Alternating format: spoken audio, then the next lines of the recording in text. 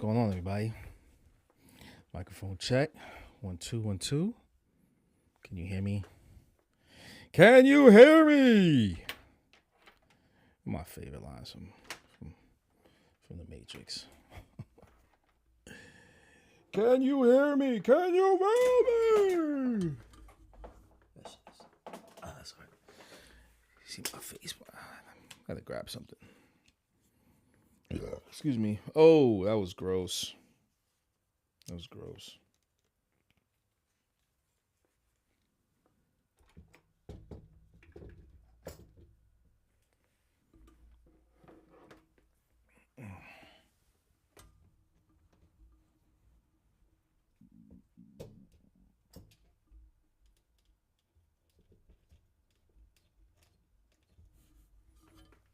I should have set this up earlier, but let me do it right now. Should have done that a long time ago. You know, I gotta see your responses, man. I could do it from the computer, but then I have my glasses on, and you know what I mean? You know what I'm saying? Make sure that's off.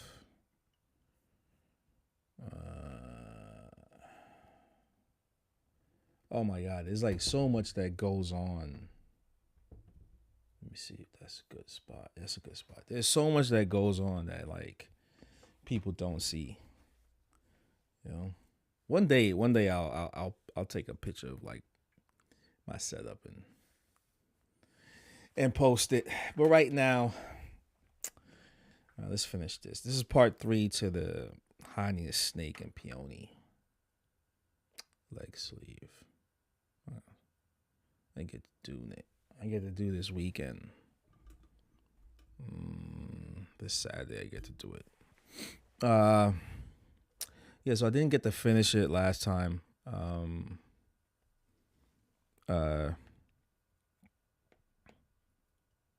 But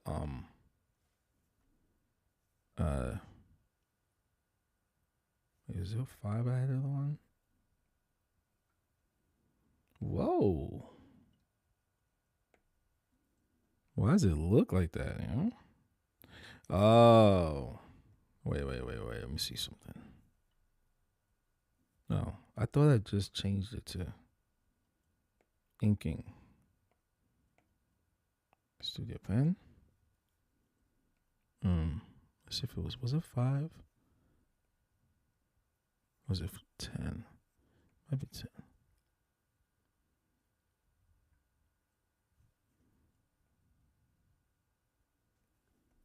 Okay. Yeah, there we go. All right. So usually, folks, when I'm wait 1 second. 1 second.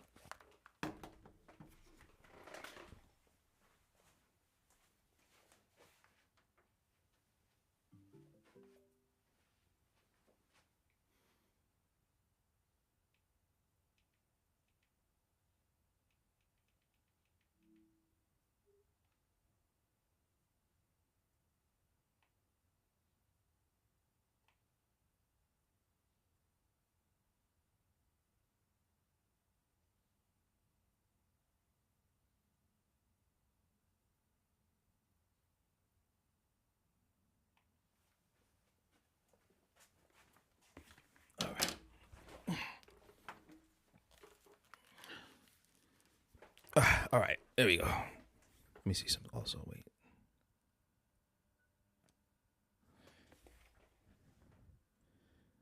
Okay. Oh, I can even hear myself even better. I didn't have my headphones on. Yeah. So usually when I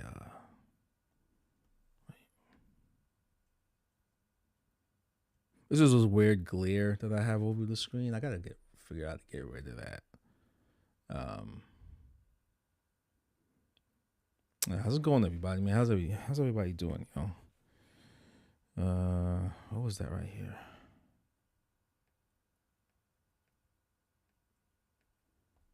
You draw some stuff and you just like, oh, well, I don't see it. Let's leave it out for now. Let's have everything on screen. So that's that flower. Oh, that's the bud. That's a bud. That's why I couldn't see it. I was doing the buds. That's right. There we go. I knew it. Damn, chat. You couldn't help me out there?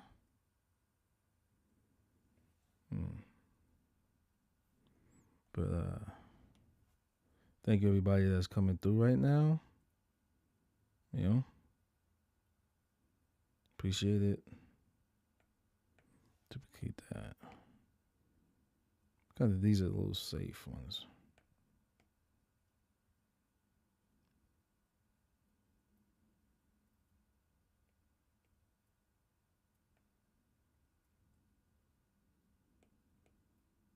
Merge them. How?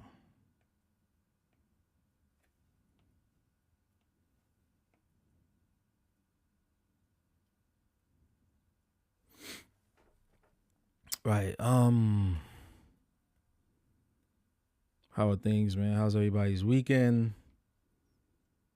You know, what'd you get into? Did you go to the beach if you went to the beach? Did you?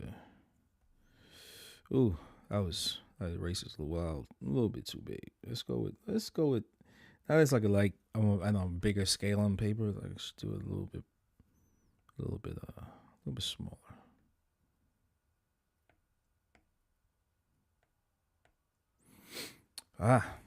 First one. What's up, Patrick? Do I ever use paper? Yeah, I do. I do.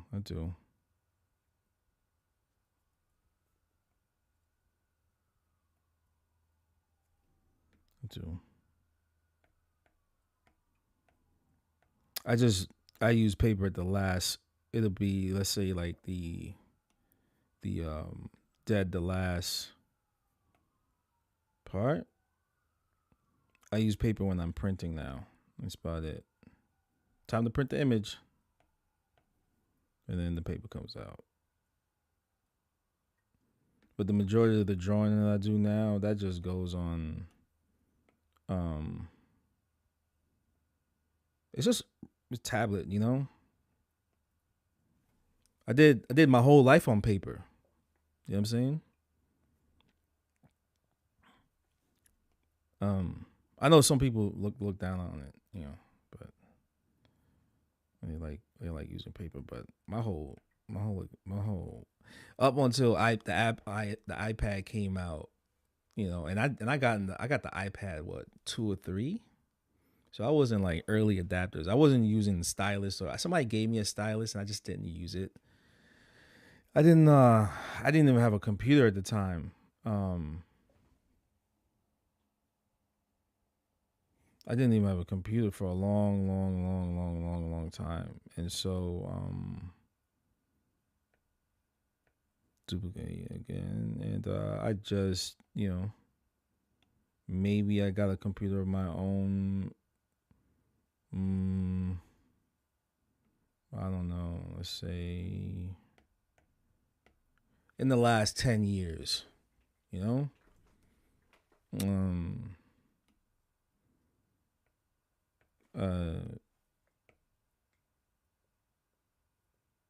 Yeah.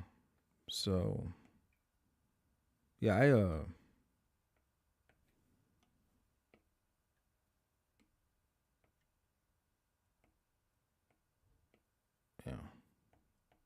But now it's just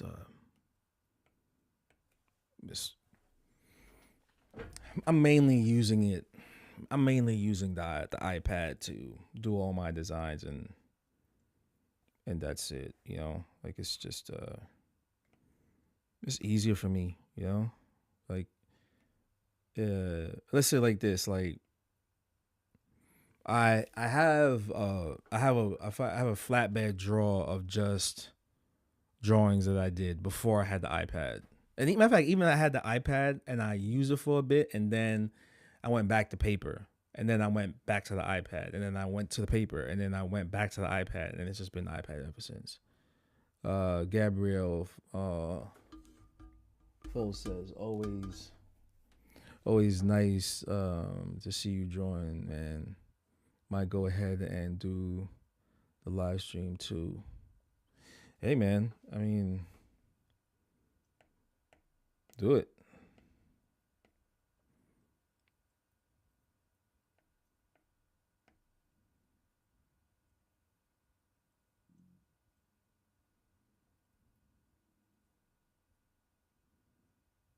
You know, just start off small. Just you get yourself an iPad and get like one of these HDMI video, like HDMI audio cables. I got one right here somewhere. Where is it? It's like hook it up to your computer, or if not, just get yourself there's ways to do it now. Like, there's all these softwares, but like, once you get get the iPad like this, and like, let me see, I don't have anything crazy on my screen right now. I keep this iPad clean. I don't look at crazy shit, but this is how you could really do it. Once you get the iPad, you just do this and it's just hit the create button, and you just live stream. And if you get yourself one of these right here, it's a Ethernet. Make sure what you got to do though is make sure your iPad is fully charged, right? And then they got one of these basically Ethernet to USB Type C connection. And then you just got fast connection, but everybody will just see the screen, and it looks, you won't see none of this right here, but all you just see is just the screen. And that's it. There's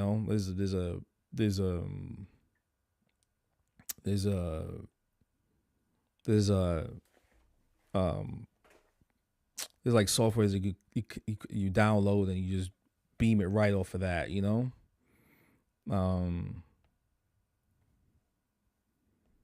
yeah. But it's great.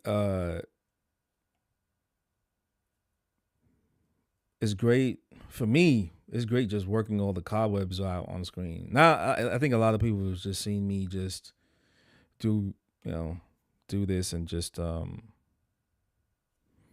probably you kind of see my thought process sometimes. I control what I say. for sure, I control what I say. The way my brain thinks is very unconventional.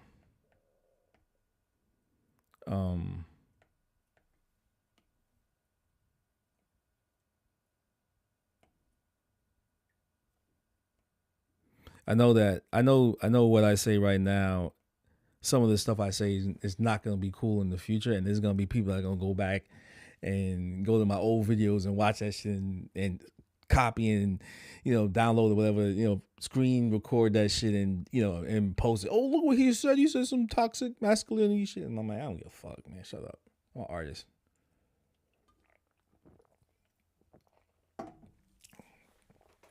Yeah,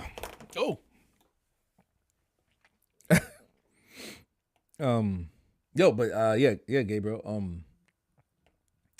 Do it, man. I love to see more artists do this. I love to see more artists do it. Keeps it fresh, I mean, who am I?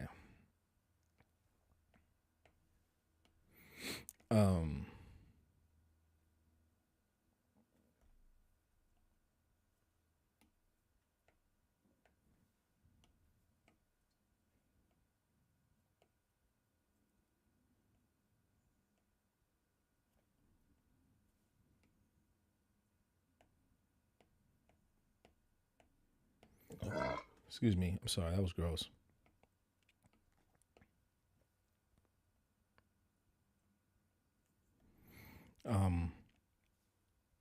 I recommend it, man. I recommend it.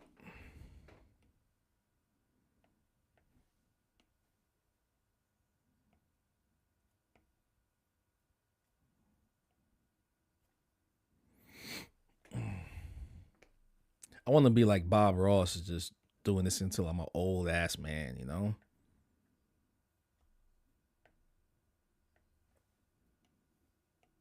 I'm gonna do that shit like every Monday and Thursday. I'll just do this. Or Monday and Wednesday or something like that. Or yeah, Monday or Thursday. I don't know. Or every Monday you can find me doing this. Because I don't know how it seems like this algorithm has me on Monday. Like, you know, like it's you know, it's trying to get my thoughts together. Give me a second. It's gonna come. I get the most viewage or interaction on a Monday. Or if I go back to back consistently, you know what I'm saying? It'll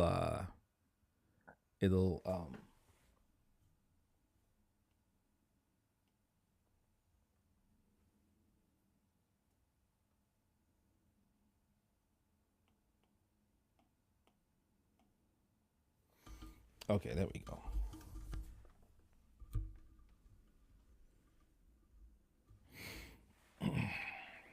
But this has evolved, you know, and this has evolved in the last 3 to 4 years. I've been doing this for 3 years, I think.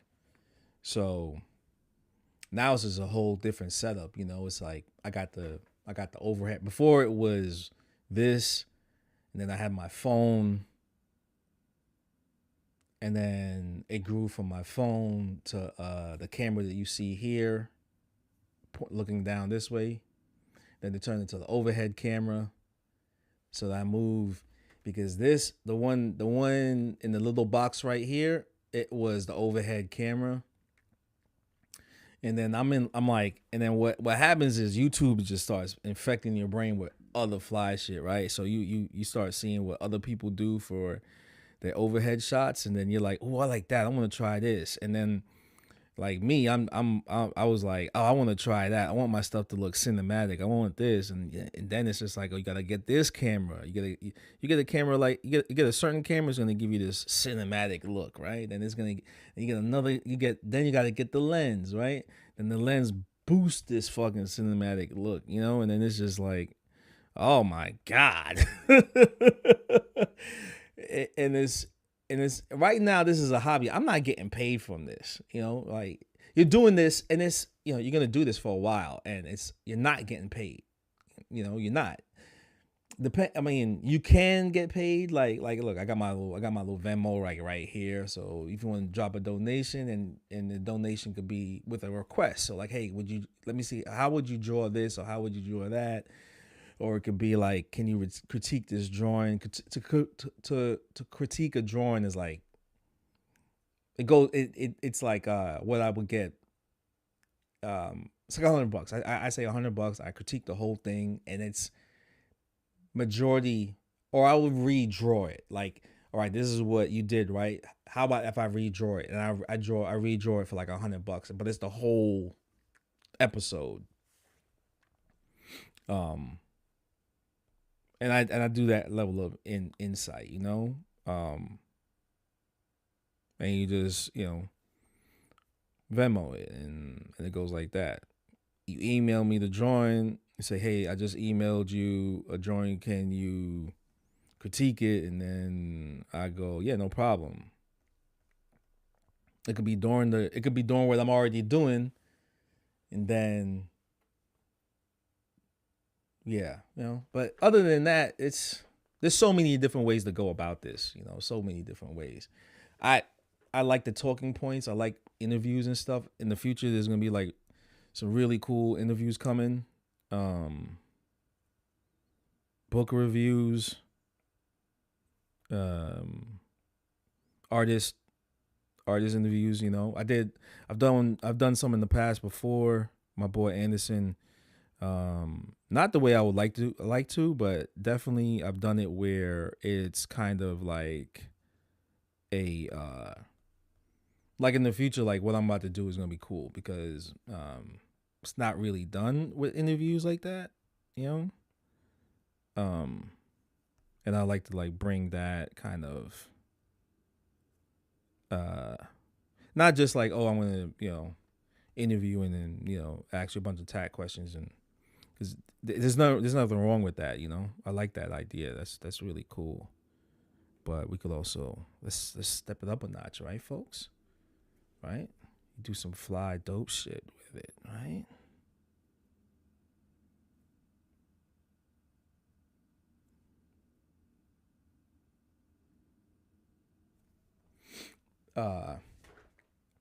Yeah, man. But yeah, Gabrielle, I'd love to see you on here, man. You're a good artist. Should be more tattooers on here, and let your voice be heard, right? I say let your voice be heard. Let your let's go right here. Let's let your voice be heard. So because a lot of artists have some really cool, insightful things to say. I've sat down and talked to a lot of cool people, and I think some dope cats in this shit, and it's kind of nice to see when I like geeking out with tatters. Let's geek out together and shit. Know what I mean?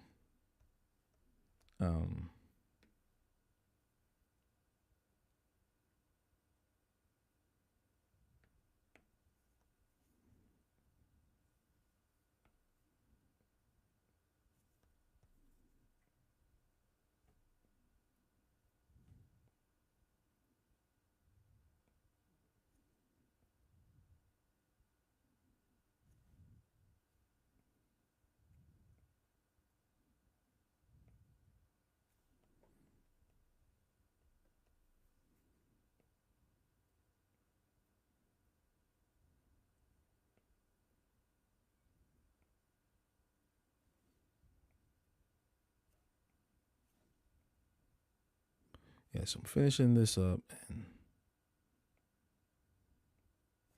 it's gonna be a very shorter one than the other ones.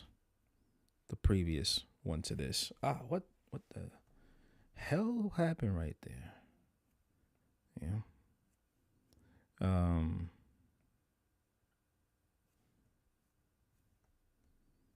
Because there wasn't much to do to finish this.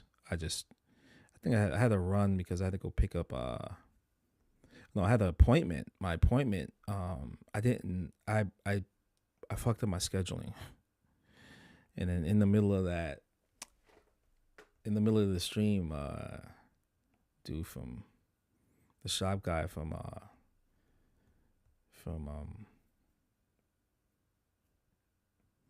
shouldn't say shop guy, shop assistant. He's the assistant to all the artists there. He's the one that puts in the work, right? He does all that shit for you.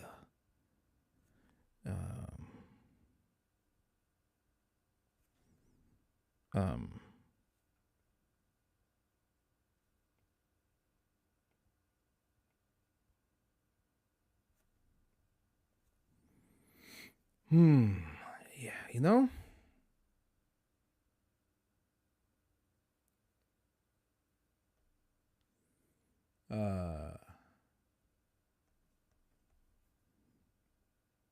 but there's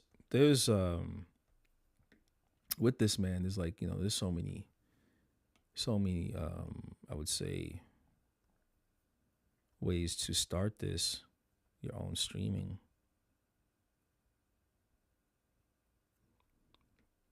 Don't go super expensive yet, though. Don't go all that, because you know what it is say you buy all the stuff that you want to buy, and then all of a sudden you start getting busy. Sometimes that you just start going, you tap into a resource that you don't get and you never used before. So because I did this and I walked away, and again, it's the same thing as when I was using the iPad. I started using the iPad, and I just didn't. The learning curve is really fast, but I think what it was, I applied. I did a medium appliance to it, applicate like usage. There was medium amount of usage. It wasn't like full on. I'm in it, you know. Or not even medium usage, less than medium. I guess because I didn't really understand the line weight aspect of like the brushes, how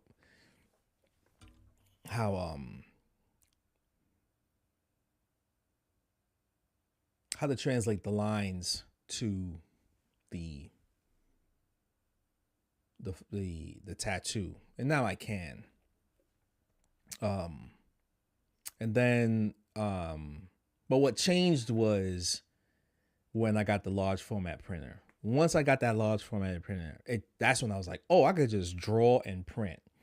There's no draw and print it from the printer and then take that, enlarge the drawing, take that drawing and then enlarge it in the office printer, and then take those enlarged images and process it through a thermofax copier, and then from thermofax copier, putting the images together and then making the stencil. Like the stencil's there, right? That's a process in itself. That's like an hour.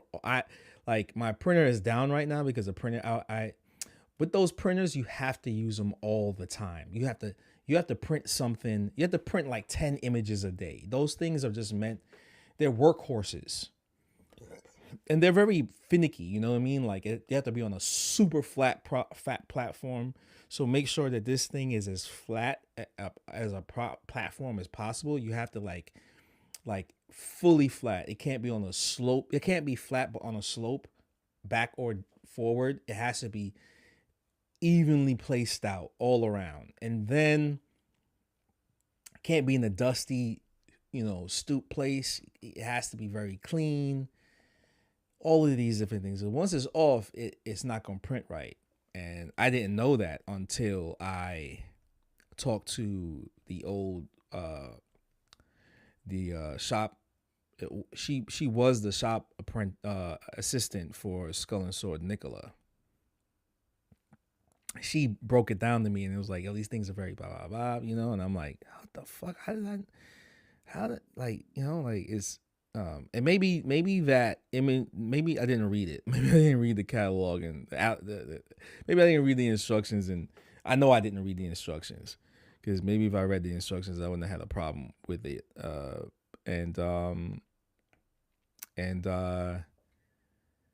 Yeah, I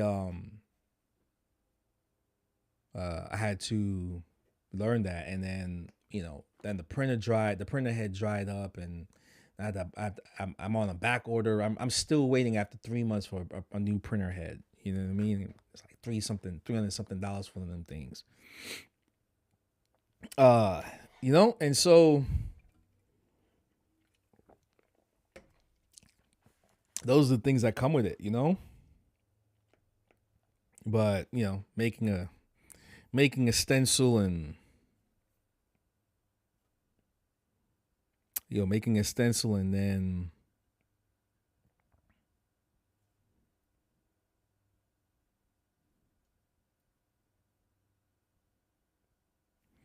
making a stencil and then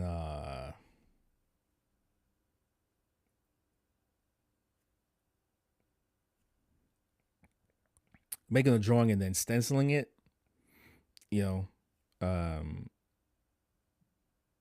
going back to right now. But then once I get the printer up and running again, it's gonna just be, straight up back to just, but I'm still using the iPad and so forth and so on. Brandon says, yo, what's good, man? Been a while since you've gone live. Yeah, I know, man. I know.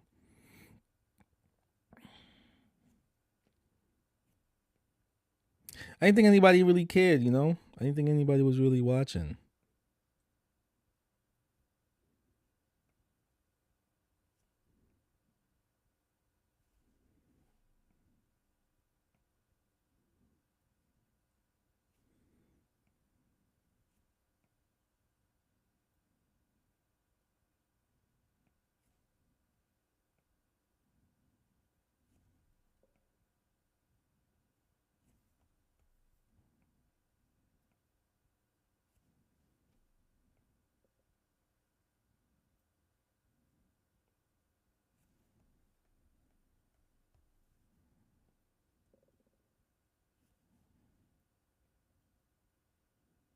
But thank you, man. Thank you. Glad to be back. Brandon's day one.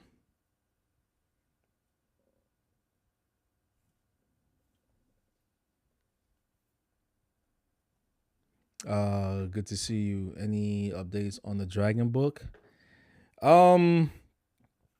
It's on hiatus. It's gonna come out. It's gonna come out though. It's gonna come out. I was going through a lot of moving situations right now, you know.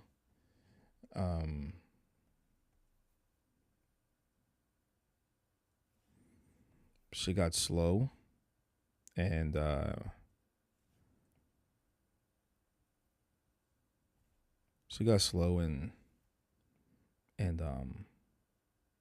had to move around, and you know, some family issues. Oh, when things hit, when the situation hits, it hits at like it's you're not gonna know how the full extent until it just stops, and then you gotta like pick up the pieces after all of that shit. So, I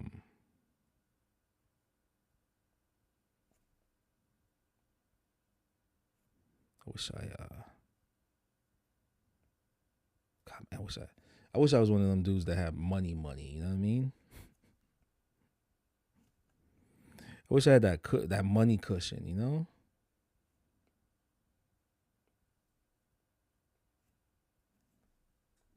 That money cushion is nice, right?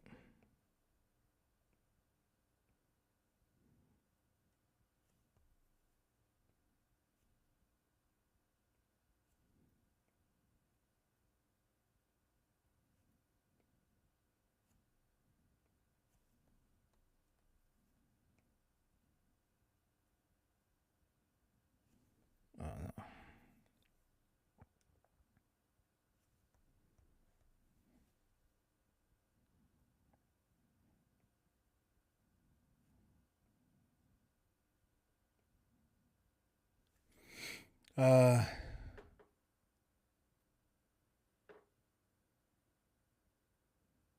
I gotta get me a sugar mama. I gotta get one of them too. Shit, I wish I had a sugar mama, man.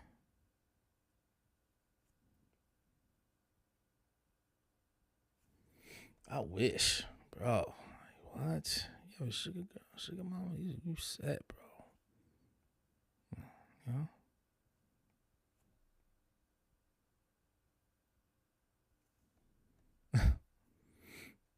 The dudes live like that, fellas. If you could, if a woman with just an absorbent amount of wealth will come to you, I don't think anything wrong with that, man. You know, I like if a woman make more money than me. It's better, like, man, look.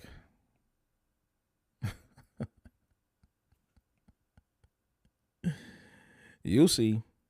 I wouldn't mind that, man. Wouldn't mind that at all.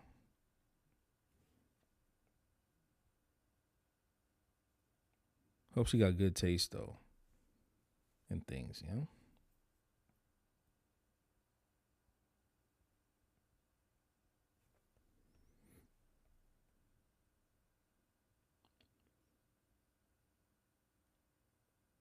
I think I need one too.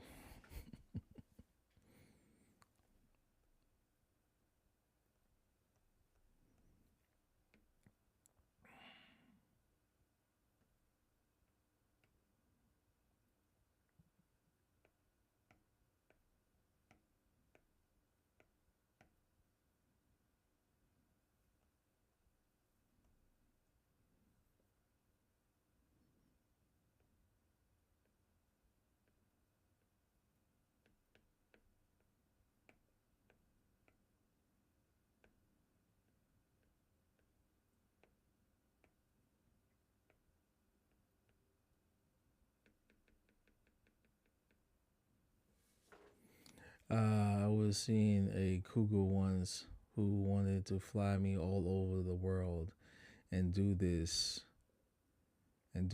that, and the third for me, but she was mad annoying though. Man, go ahead, man.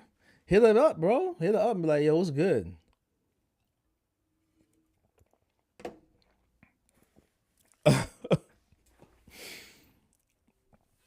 ain't shit, bro.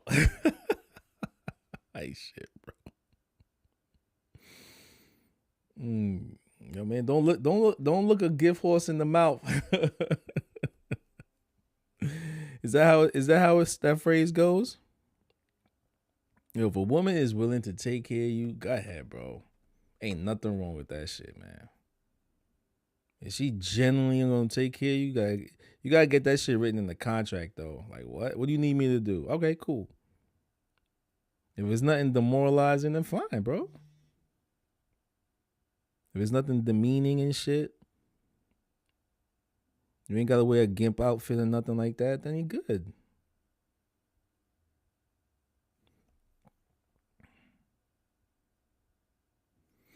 You know? She had a bunch of, Brandon says she had a bunch of money from her ex-husband and was trying to be a pop music star at like 50 years old. Her music was trash and she wanted me to listen to it to say what I thought all the time. Hey man, sometimes that's where you gotta learn how to lie, bro. That's where you gotta learn to lie, man. You know, sometimes you gotta just be like, hey yo, take it for the team, bro. Take it for the team, man.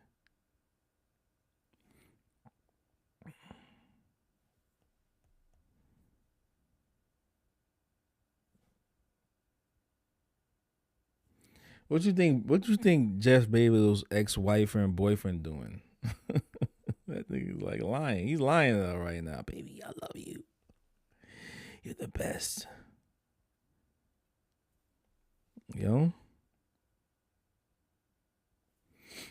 Hey, look, let me tell you something. I've said it before. Look, if the wealthiest men can't keep they woman happy, man, what the fuck you gonna do?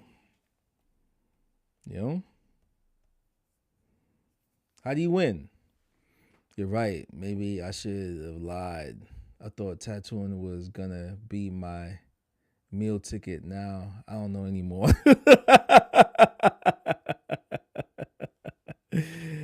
I thought tattooing was gonna be my meal ticket too, man. It is. I ain't gonna lie. I still eat off of it. You know, I still eat. You know, it's what it is just we're just in an economic downturn right now, and that's always gonna happen. That's always gonna happen. You know, it's always gonna happen. But there's it's because of just technologies, man. As technologies grow, it changes certain things, and people got to eat, you know. And and I've said it before, and you know why all this is happening, because of the rising part of which you can't go back is the streaming side, right? Like we went from tapes to DVDs, which were physical, were the physical, right? And now we're digital. Now you could just with digital is just you could just manipulate anything. Now you can manipulate whatever you want to see anytime you want to see it.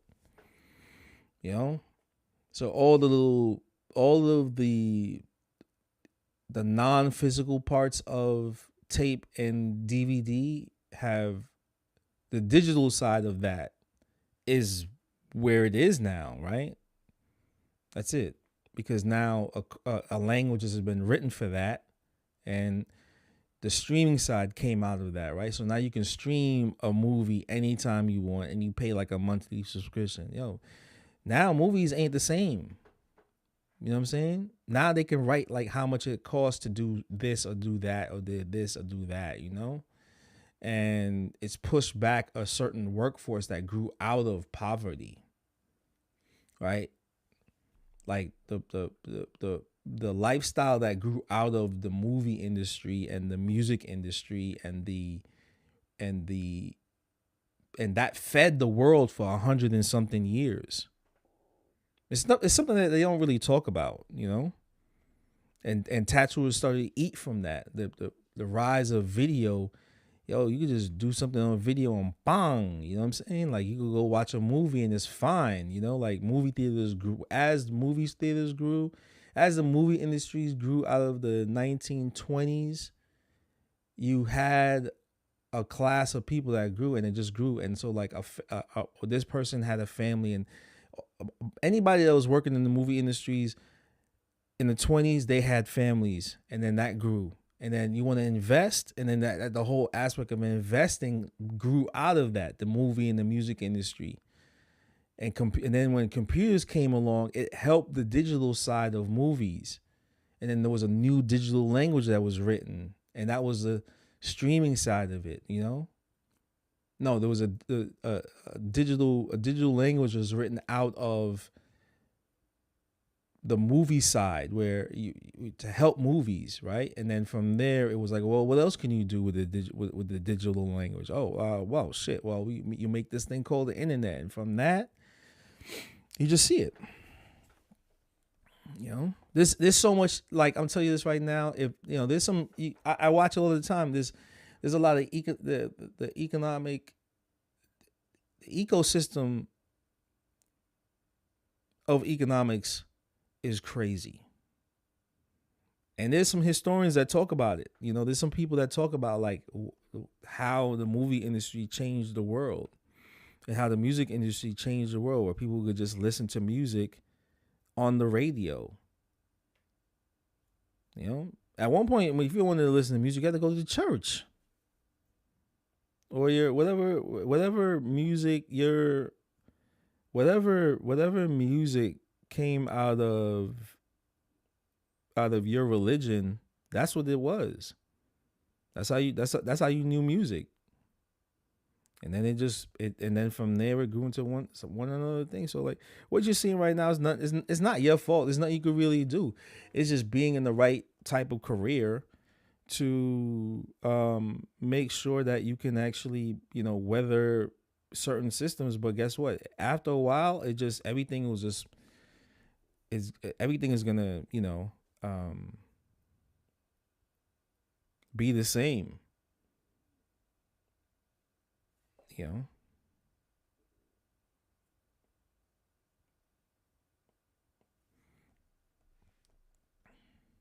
everything is just gonna be the same after a while. And the people that can adapt to just everything around them being the same if you can adapt now, you're gonna be winning later on in life. The people that aren't adapting towards the change is gonna have a harder time now, but things will grow from that hardship. Now, the people that have had a cushion for a very long time and they've just been riding this economic down, they're gonna have it the hardest later on, because they have to have an adapting eye that they see an insight on how to weather the storm 20, 30 years from now. And so that's the thing, you know, like how do you navigate this digital atmosphere that we're in right now, this digital ecosystem, because things change all the time, you know, things change all the time.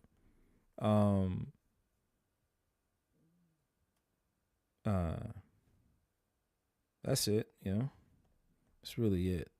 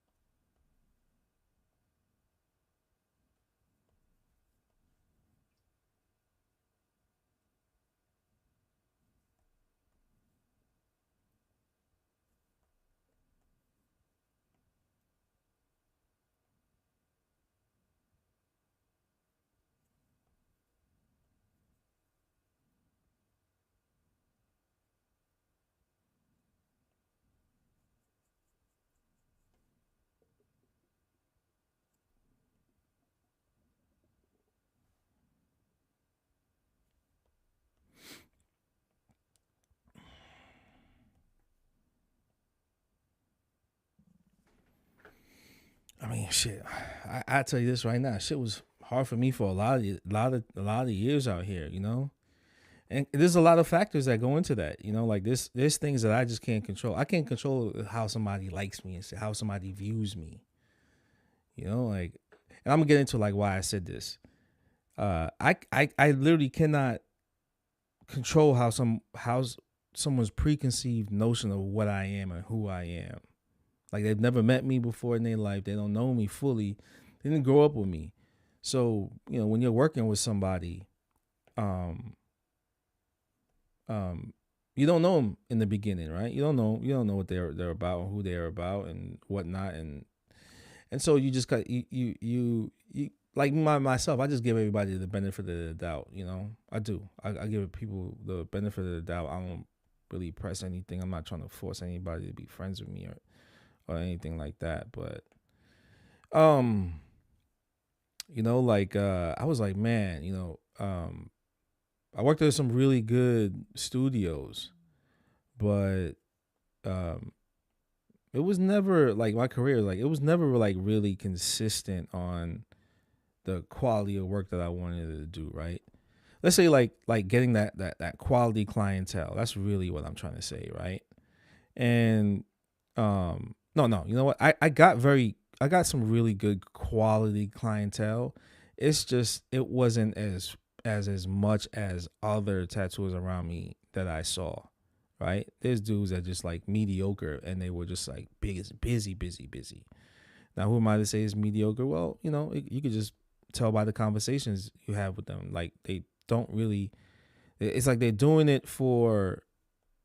because they're doing this because they weren't really successful in art school, and so they might have heard somebody talk about how I want to be a tattooer and blah blah blah, you know, or you know, you mean that person, they can draw a little bit and they had a girlfriend and she wanted to get tattooed, and he tags along and he's watching the process and the idea of, you know what, maybe I should just start tattooing like some other people said.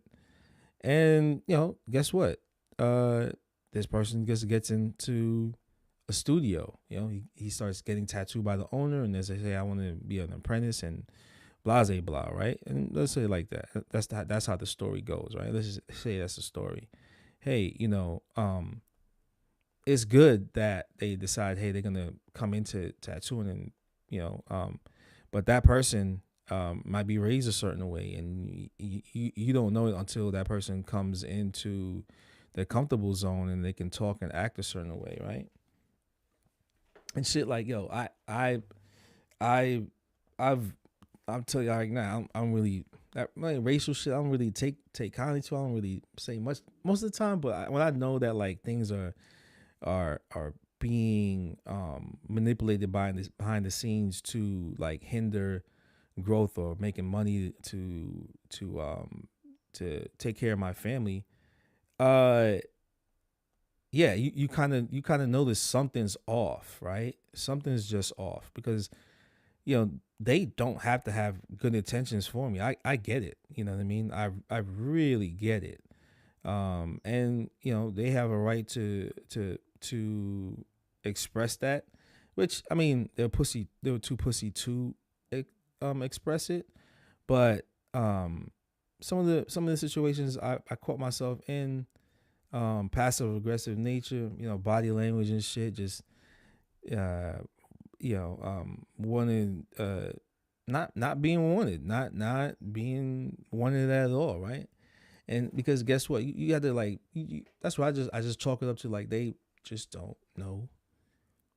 They want to know you, and they don't give a fuck that you're here. They don't want you there, and they have the right to feel that way. They have a right to express their feelings, you know.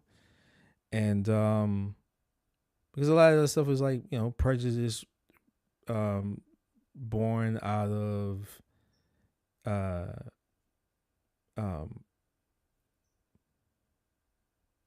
someone else's trauma or expectation, you know, not trauma, not expectation, but trauma built out of fear and anger, right?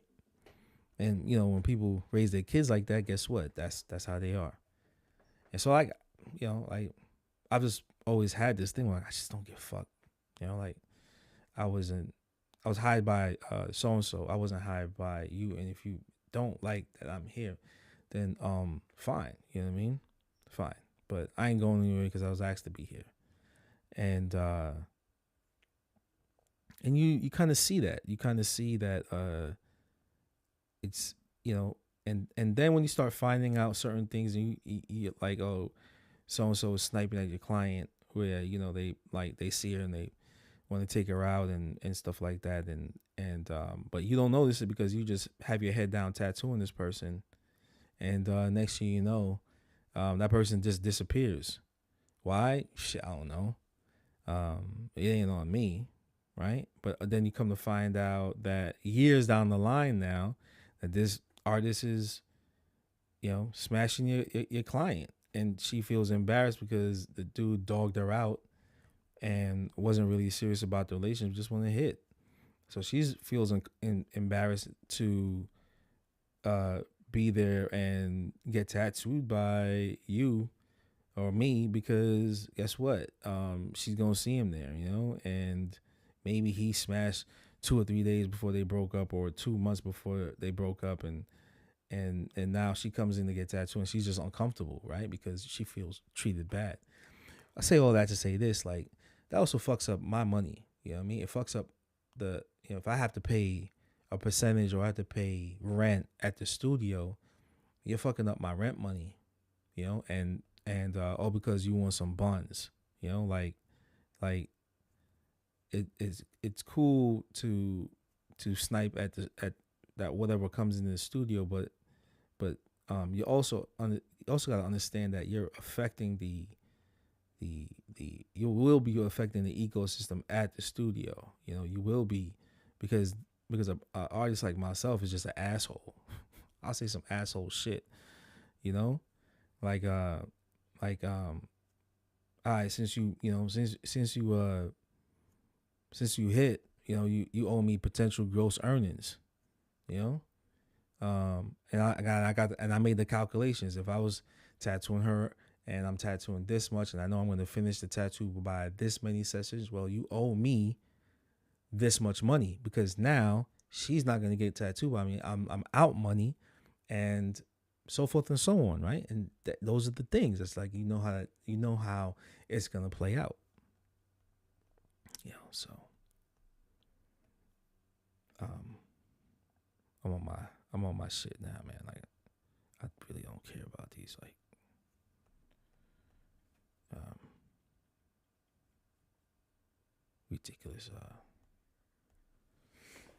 ridiculous people, you know. Yeah, and trust me, man. Like, this is coming from the client telling me years later, you know. And I'm putting two to two together, like, oh shit, that was the time, you know, because guess what, you know, like, after every tattoo I did, I would just take a picture. So, like, you know, Shorty's tattoo is in my old folders, you know, and so, like, now I'm like, shit, man, like, I wasted my fucking time being around these dudes. I let these motherfuckers I let this blue motherfucker into my house, this weasel, and I just said to myself, like, yo, you know what? I'm gonna cut ties with this person. Like, F them, you know? F them.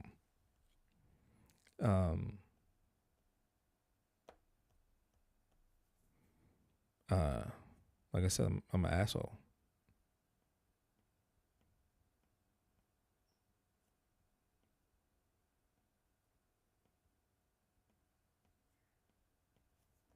Whoa, what's that about? Little love button? I like the little love button. I had a piercer smash 2 of my clients, and it fucked things up. It fucked things up with both of them. Super whack. Yeah. Think about that, man. That's your money, man. That's you paying your bills. If you could drive a car, that's paying your car notes. It's all these things, man. Like, lack of perspective, you know.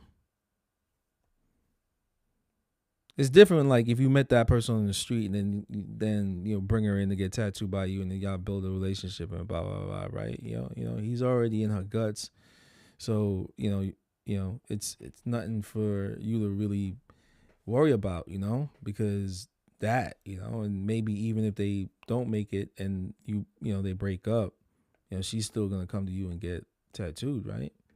But it's just the dudes. They talk a good one, but they're not really that life. And um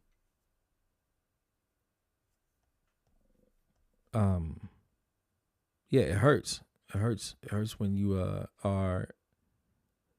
It hurts when you even like let's say like you plan out the tattoo you do and you're just gonna put your all into it, and that person just like flakes. Like that person does some bull, and next thing you know, you're just like, man, I'm out this cash right now. Like, what I'm gonna do? And you know, so yeah, so I get it, man. I really do. I really get that. You can easily be taken advantage of like that.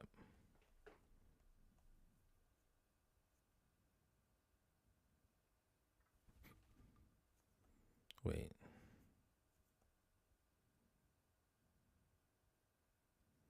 That's why it's like throwing me off.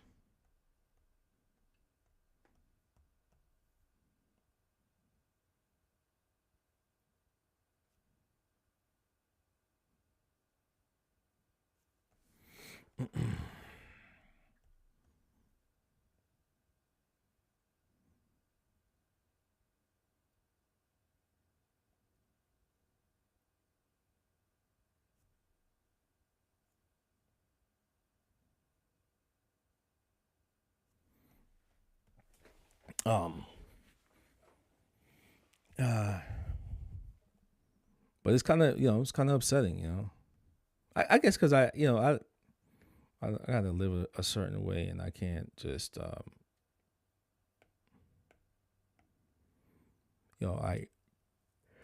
just can't just do that.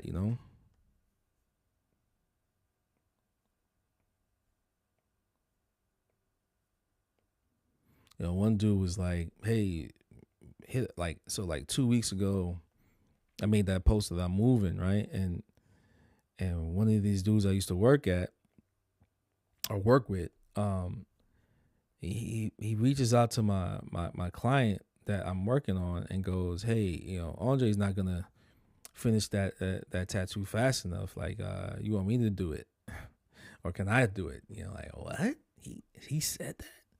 My client's like, yeah, he said that, and I was like, God damn, bro, I haven't even left yet, man.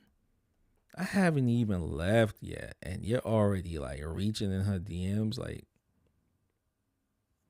my man, are you serious? Are you serious?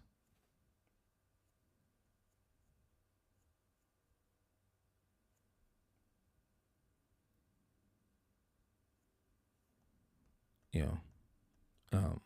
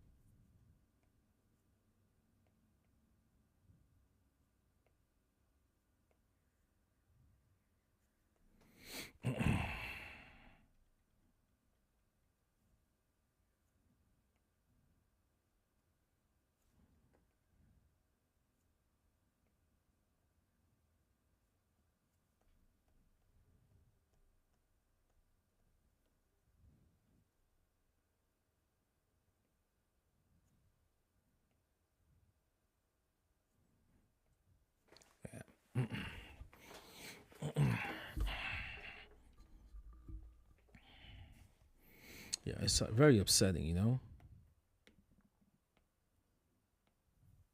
And like, and I get it, you know, I get it. Like, and it's all based on preconceived notions of what people think of you, you know, like either, you know, he lacks empathy and has no respect for anybody, but like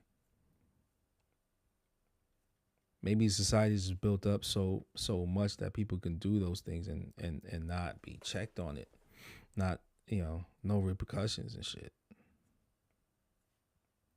for real, because it's just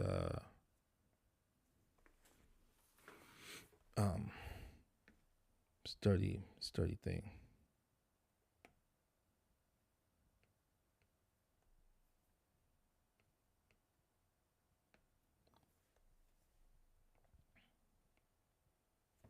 God's like, he's not gonna finish in time. Maybe I should do it. What? What?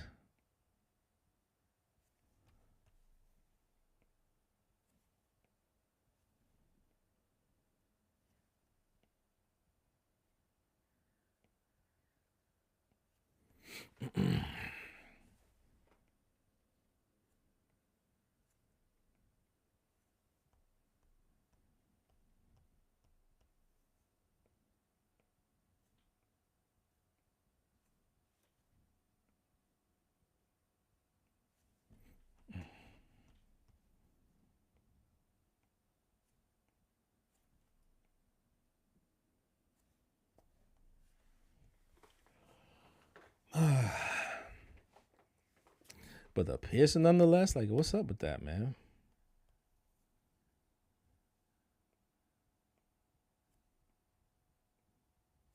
Did he ask you, or just he just like go like, hey, you know what? Time to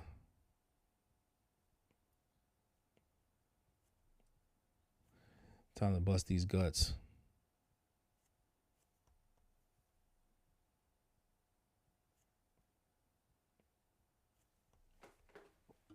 Mm.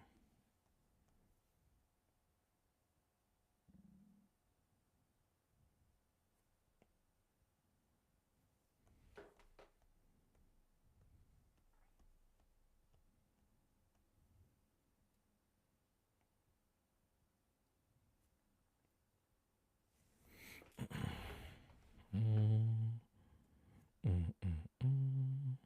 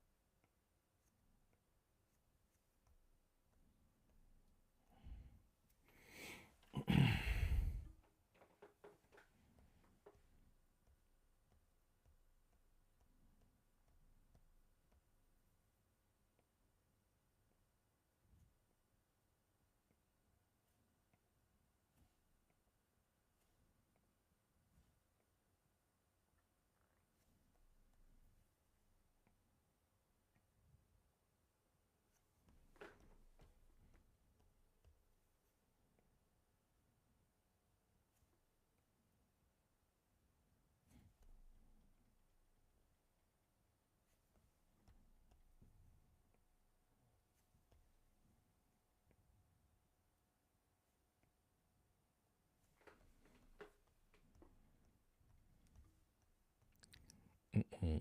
Mm.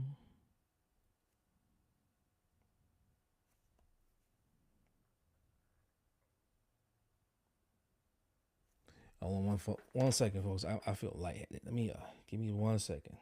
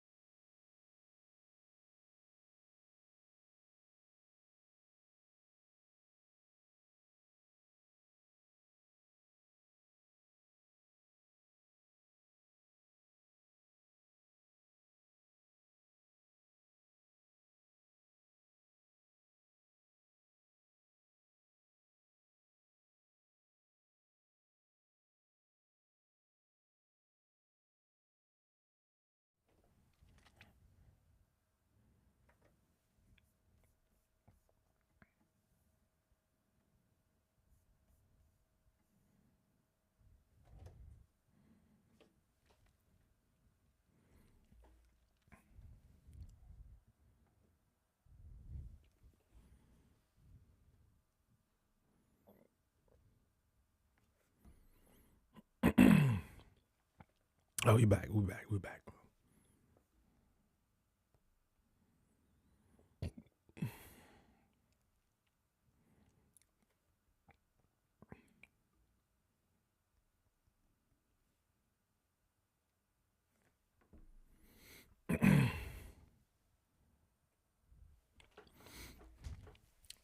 All right.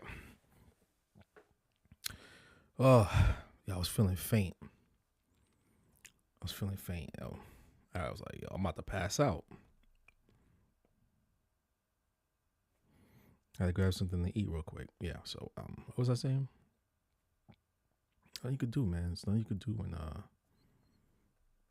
you can't control how somebody gonna feel about you.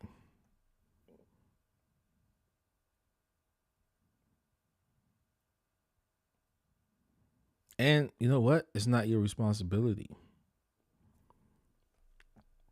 It's not your responsibility, yo.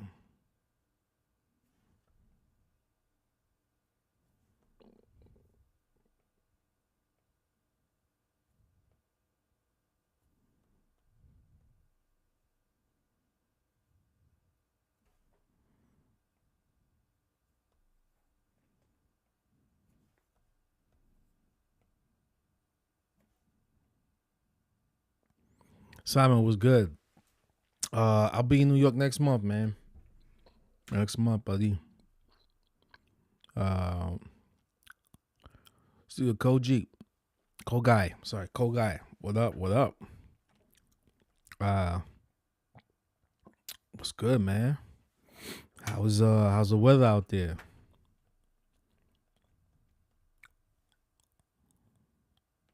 Oh my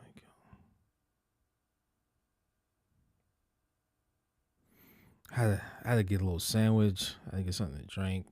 I even have my little water right here. It's carbonated water, but it's not doing anything. I had to run the cough. I had to go run and get something to drink.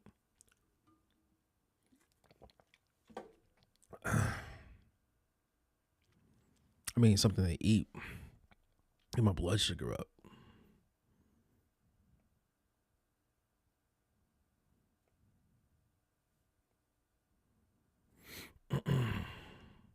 Oops.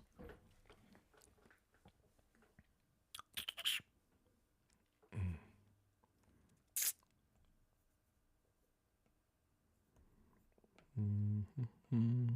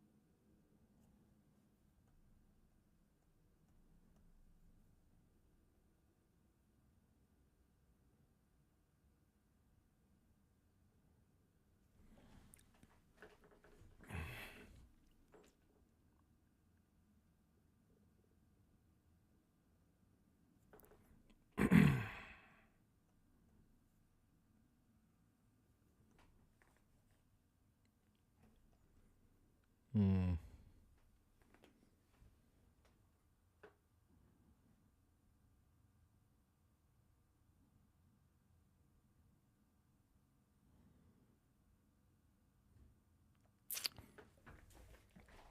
Oh man, what was that? Hmm. Yo, I was saying before, yeah, man, some grimy shit, man. Grimy, bro. But I get it, you know. I get it though, man. It's like, but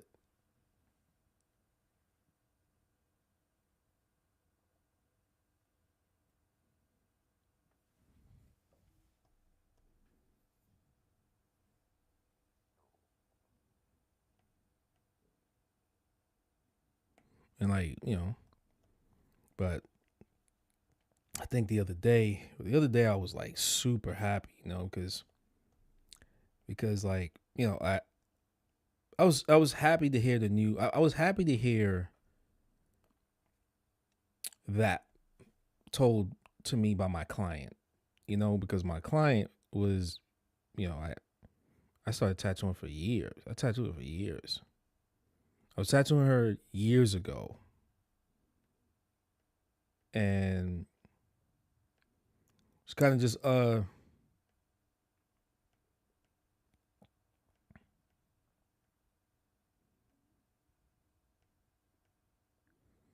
she kind of just upped and disappeared, you know, and I just didn't know why.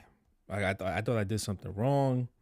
Blah blah blah. Didn't email me back or anything, and or I think she did. She was like, I don't have it right now, and blah blah blah. And I was like, all right, cool, no problem. When you do, and then you know, then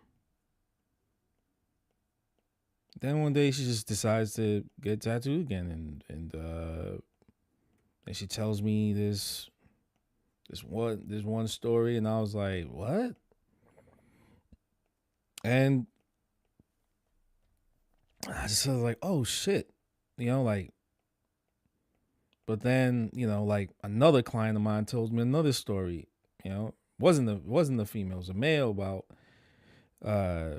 like fucked up email or somebody on the phone. I don't know who it was, or he said he didn't know who it was when he called the shop to make an appointment, and they flat out like shitted on him on the phone. And I was like, what? Fuck did that?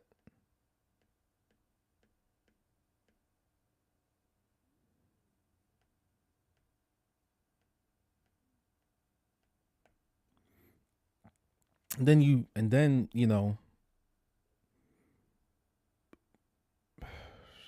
let me pick my words right. Then you're like saying to yourself, I wonder who fucking did it, you know? I wonder who did that shit. And then, you know, like, but you know, it's like, you know what? Enough time has passed, and shit, all I gotta do is just move forward. All I can do is move forward, right? I have to move forward, right? Because, but a lot of things happened during that time, right? And a lot of financial woes happened at that time because this business is, if you don't work, you know, you can't eat, and it will force you to leave. That's a good way of, and so like think about it. Like if the people that you work with don't want you there, what will they do? They'll do shit to like sabotage your work experience, right? Right. And so it's like, well, why did you leave? You know, like why do you hop around shops a lot? Well, you know, like sometimes it could be this, it could be that, but you know, I think most of the time it was like just sabotage, like people just sabotaging your shit. Like not like I'm sabotaging my shit, because look at this.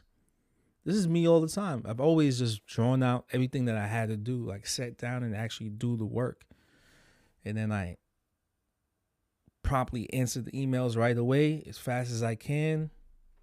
Got you know, because I got kids and all these different things, right? And yeah, you just, you know, after a while you just start to see the fucking patterns, man. But it's you can see the patterns, but you just don't know who's doing the patterns, right? And then when a client says, "Oh, well, this person did this," went into the DMs and was trying to smash, right? It's like, oh, there you go. See? So then there's like another one, like another tink on the list. All right, cool. So this person did this. And then think this person did this. And then think this person did this. So it's like all these different people doing. So it's like, oh, this is just like a smorgasbord of just names of people I work with. And they all did these different things to make my clients uncomfortable. So I did leave. I left for one reason, but now there's other reasons I could have that come out. There you go. See?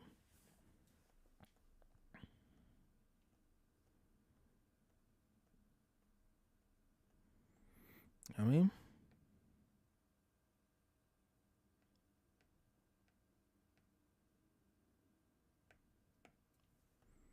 and so when Shorty told me, I shouldn't say Shorty, but when my respectful client said this, I was like, word?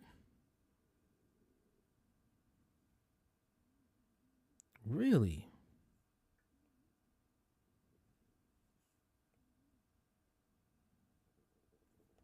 Really? I was like, all right. Makes sense now, man. But I just, like I didn't like that. I let motherfuckers in my house, man. And you do some shit like that behind my back, like what? At that time, And then it's just like, little things that my mom would tell me or like my uncles would tell me or family members would say. It's like, yeah, it's true, man. He's grind, like because when you're younger, you just grow up about, you grow up thinking you just, they're older, so they got these thoughts, but truly, truly it comes out like, yo, they're right. Not all the time somebody's gonna be as they say, but yo, little things like that, like when people come to your house, they're scheming. Don't let anybody in your house and shit. Don't let anybody there, These motherfuckers out here, like, oh,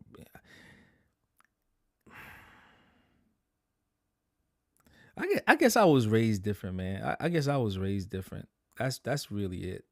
And there's some people just are raised to like, yo, don't respect motherfuckers like that. Who cares about them? They got the privilege to do that. Me, I just was raised with just different qualities, man. Just different blood clot qualities,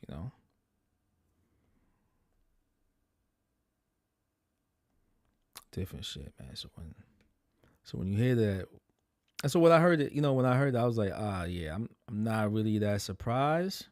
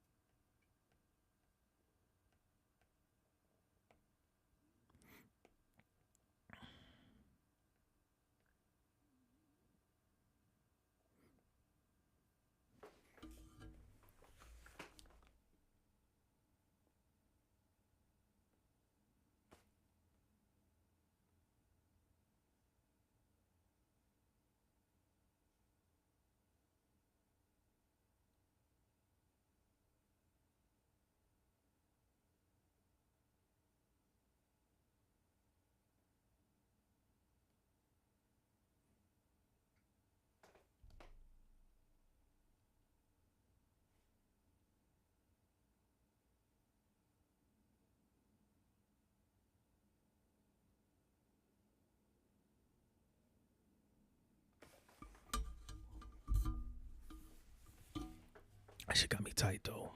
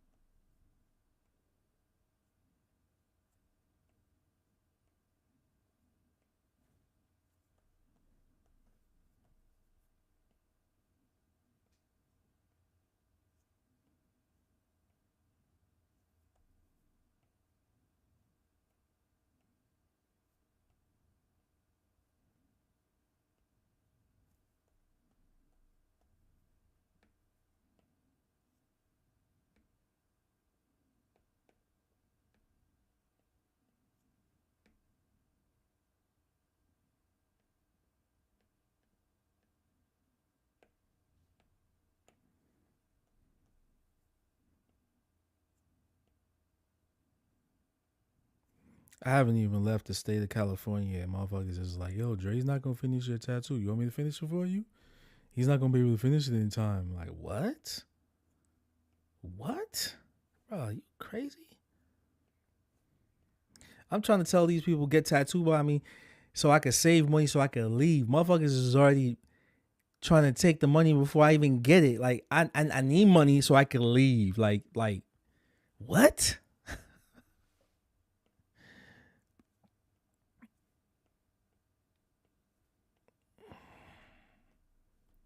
Damn, bro. Dre's not gonna finish your work in time. How you know I'm not gonna finish that work in time?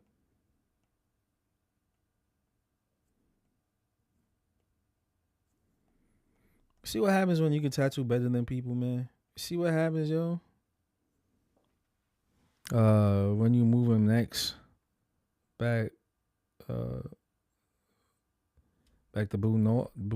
New York. Yeah, yeah, nah. I'm moving to Texas, man. I'm moving to the big star state, yo. My mom lives out in Texas, so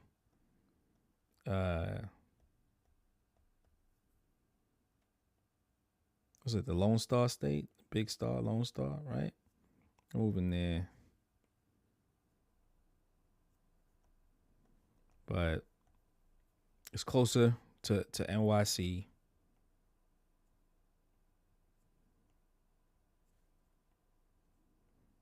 Like, Texas is just central, you know? So it's just easy. Well, I got these scales, look, man.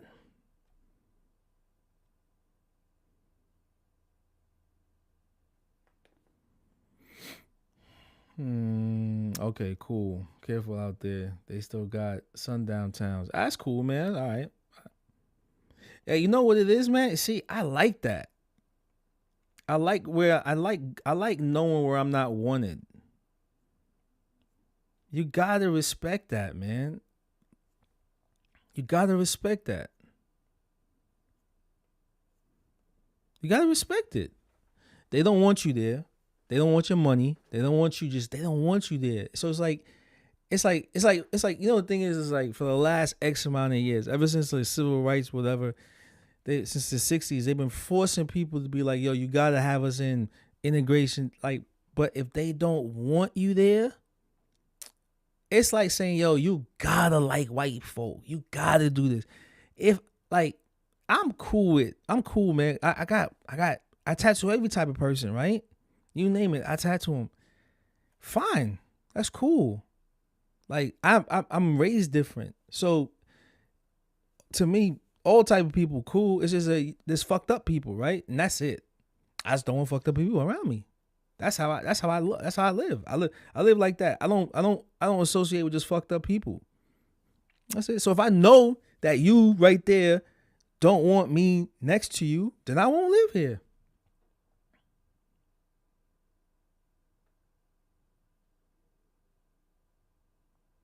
Yeah, man. Be open about it. I don't want nobody spitting in my food or doing something to me.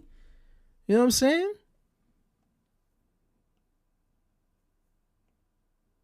Don't lie about it, yo. Don't even lie about it. That's the thing about like a lot of this shit in tattooing to me. Like, if motherfuckers was real dudes, like, yo, this is how it is. All the shops I ever worked at, if dudes was really cool, if they were really comfortable about themselves, they would have been like this. Yo, I don't fuck with black people. I don't care how good you are at tattooing. I don't care how well you speak. I just don't like you. I don't like your kind. And I'll be like, all right, cool. It's my decision if I want to work there. Even though that person might not be the boss of the shop, because it's the boss of the shop, that's who hired me. The boss of the shop hired me to come work there, right? But the artist there doesn't like me. So now it's either he's gonna leave or I decide not to work there, right? But what it was is, dudes wasn't real about themselves. They didn't say, hey, I don't like Negroes. I don't like N-E-G, N-E, well, N, I don't know how to spell Niggers, E-R-S, right? If he said that, or all of them said that, I'm like, yo, you know what? Boss of the shop, you want me here, but they don't want me here. And guess what? I'm going to go with the ones that, I'm going to go with the greater number. You know what I mean? Because it's like, you known them longer. Don't sacrifice all of them for me, right? I respect it. I respect it. It's not gonna hurt my feelings.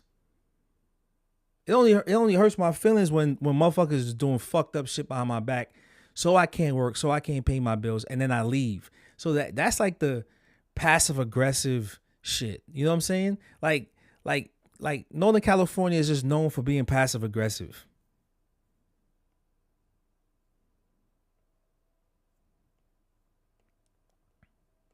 You know what I mean?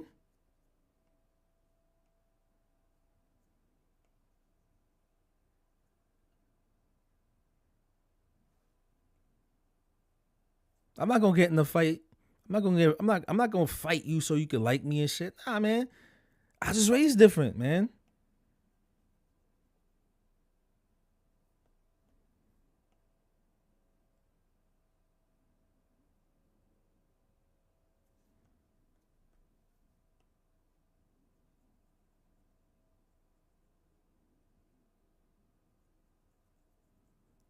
One shop I worked at, the dude that owned the shop told me the one person that ain't gonna like you is this guy. And he was right.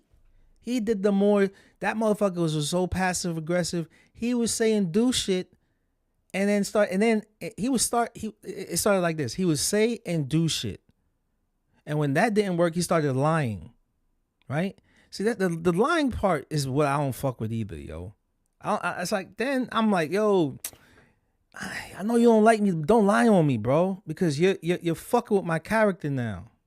So you can't control who comes in because you don't own shit. You don't own nothing in here. You're a worker just like I am. So that's one thing too. You know what I'm saying? That's another thing too. But it's the lying part. Know what I mean?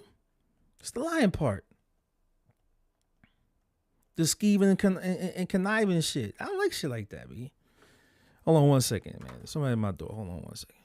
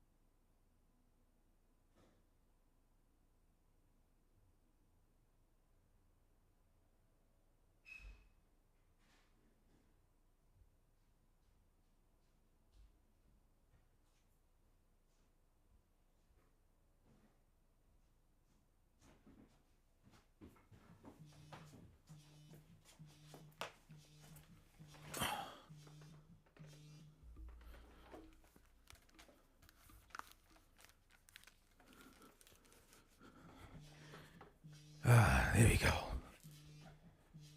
It's my wife calling me.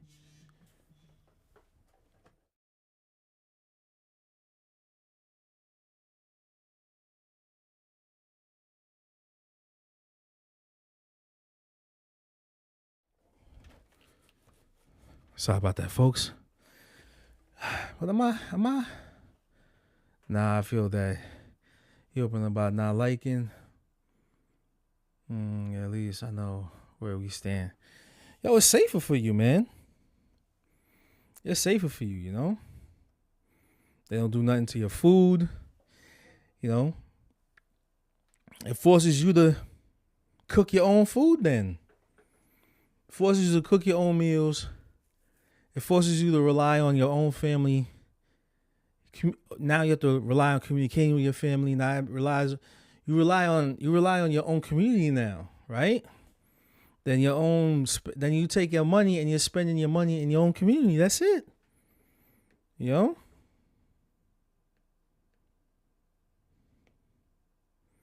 That's all it is.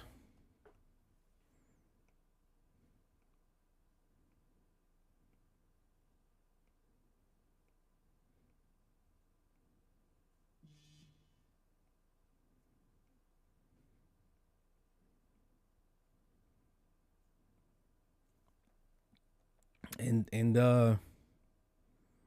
know, but yeah, it's that lying shit, man. Don't lie on me, bro. Don't lie on me and let me find out. You know, now you fucking with my money. Now you really fucking with my character and shit. You fucking with my character because you can't get me on nothing else. I'm not stealing. All the it's like they lie about the same shit. They lie about the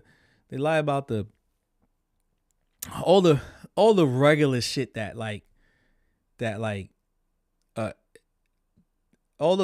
use the same fucking lying ass shit that other people have done before them, right? All the things that they were taught by their parents or their grandparents or whatever, their community, right? And then when none of that shit worked because I just, I don't need to do that shit.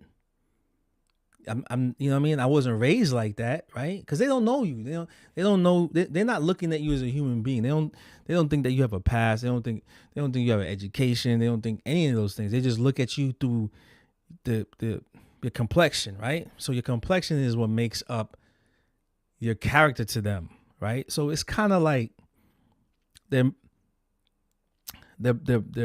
it's not brainwashing. It's yeah,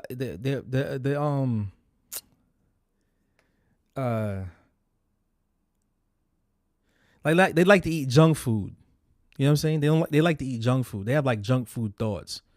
Garbage in, garbage out, right? Right? That's all it is. There's garbage in their brain, garbage comes out their mouth. That's really it. There's no scientific truth about what they say or nothing like that. It's just manipulative things that are done in society, make whatever, right? So, and then the prejudices bring up are built around that, and that's really it. Prejudices are whatever they use to cope through life is that's what it is. And some people gonna argue, no, but you really that's what you are. That's it. So like that's why, I even believe that's why that shit happened. You know what I mean? Because it's not like they could go out and get a girl at a bar or something like that. Nah, man. The convenience is like right there. She's half naked in the shop. Like, oh, I don't like him. He's tattooing something that could be in my pocket. You know what I mean? And shit, they don't respect the woman that's getting tattooed by me because they treated them like shit, right? It's not like them dudes was dating for long-term relationships and nothing. They were like, that's it. They probably call and text her for convenient talk, but other than that, she wised up and was like, whatever,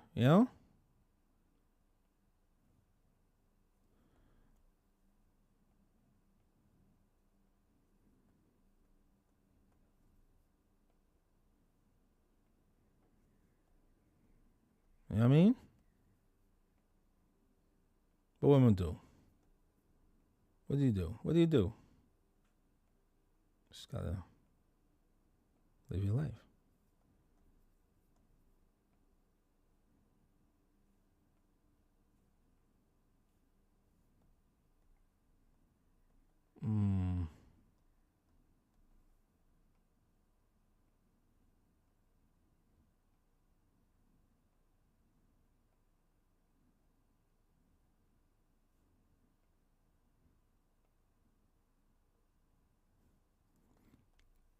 even, you know, even the client of mine who, like I was saying last video, where, you know, like, you know, you gotta say to yourself, like, yo, bro, I don't even know you. It's like, again, it's like ego, jealousies, all these different things that inflict people,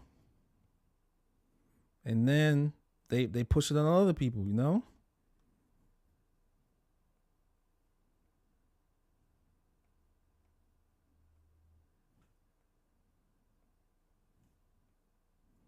And then, you know, like, you know, you kind of have like to have like really strong mental fortitude to go through all this shit, because I could have been like, yo, you know what? I quit.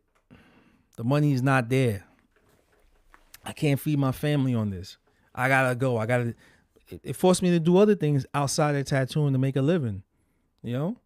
And you know, thank God technology is around and shit like that, right? Thank God you're able to just like draw and sell some of your stuff to a private market, you know, and, you know, because luckily, like, you know, one of your clients is in this tech company, and he talked you up, and next thing you know, they want to buy some of your artwork, or shit, like investing in certain shit, stocks that I had to sell off little by little by little, you know what I'm saying? Like, you know, couldn't, you know, flip it and then do other things, and just realize, like, you know, what you had saved up has to go to this now. And then, you know, constantly like, yo, just shit.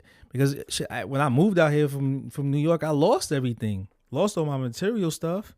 So I had to buy everything all over again. And like, you're selling stock to pay off some shit that you have no control over. Sell your stocks. And then when you hear about Bitcoin or whatever, you have that. Can't touch that though. Can't touch that. But you buy all these altcoins, and when you buying the altcoins and shit, yo, it's weird, man. This ride that I've been on for the last 25 years is, I you know, like, I don't know. It's a wild ride, man.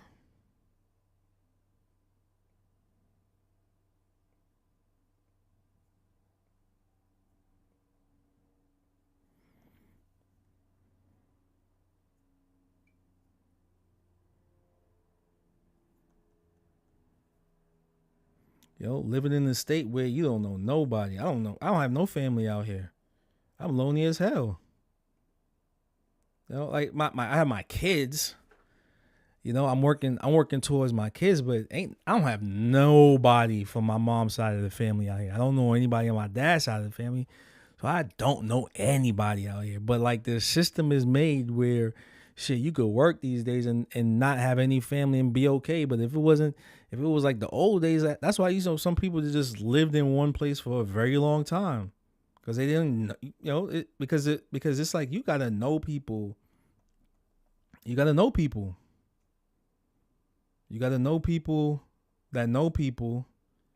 And guess what? You know, like, I was talking to my boy. I'm not gonna say what we were talking about, but, you know, he was like, "Oh shit, word. All right, yo, when you know, contact this person and talk to him." I'm like, "Yo, thank you." But again, it's connections. It's these things that you just don't know. You don't know. Shit, my whole life has just been moving around, not knowing, and just moving in a way that it's not threatening to anybody. You know what I mean? And luckily, like, my profession, it pays enough that, like, it's above the average person's lifestyle, that I can afford to go here, and I can afford to go these different places. Shit, man, but it's all on taking chances.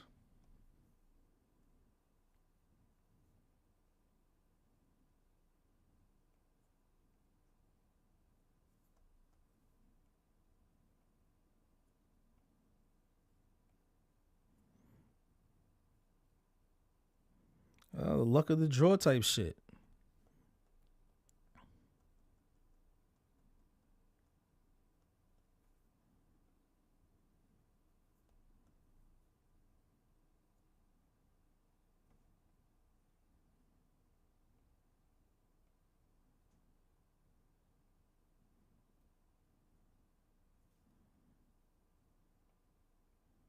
I met a dude that is mad I married his side piece. Not married his side piece. I dated his side piece. I didn't know that was your side piece.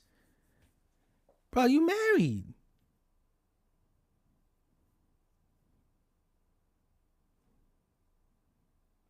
How you mad at me for? Bro, I met her off the whim. She was cool. I didn't kick game to her. She came to me.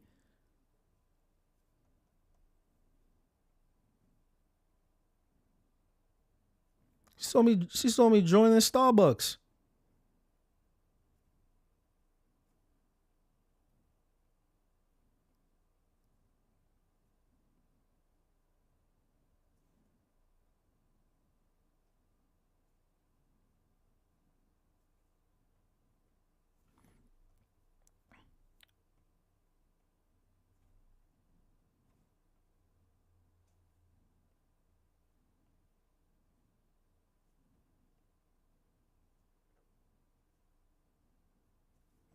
This career, this lifestyle is just different, man. Am I wrong or right, chat? Am I wrong or right?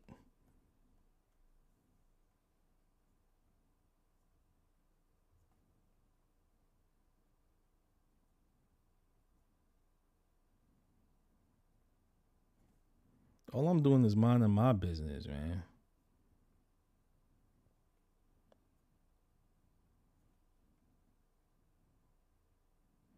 I remember this dude. I remember you just come across you come across weird dudes, man. You come across weird people.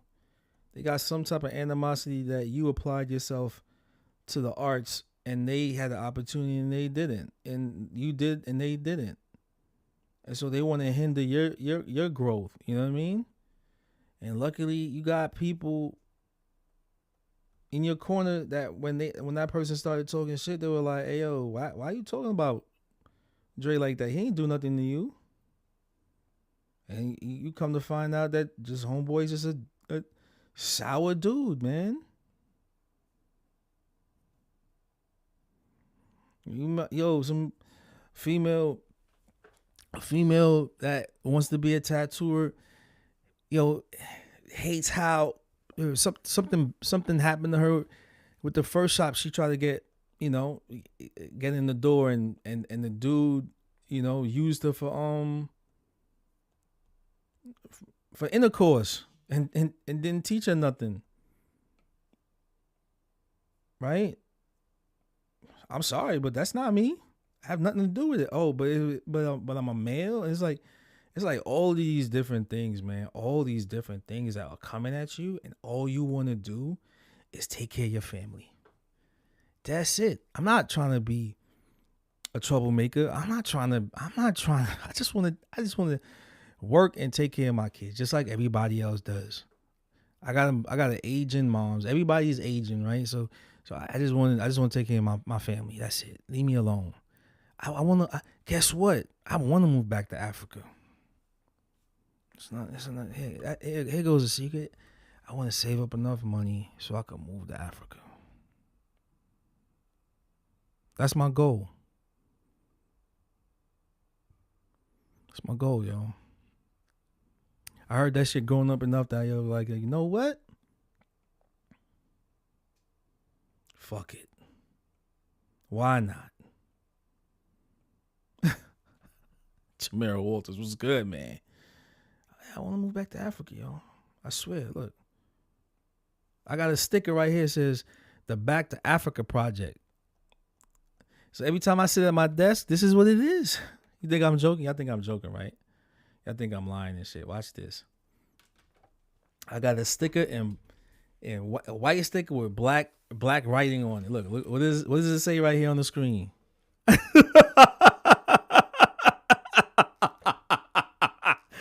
I'm not lying, yo. I'm not lying. All the donations that you see here, it's gonna go right to that.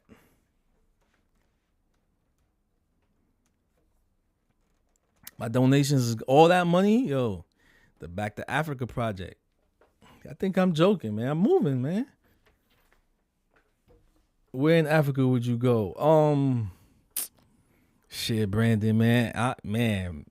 maybe Nigeria, maybe man, I don't know, man. Maybe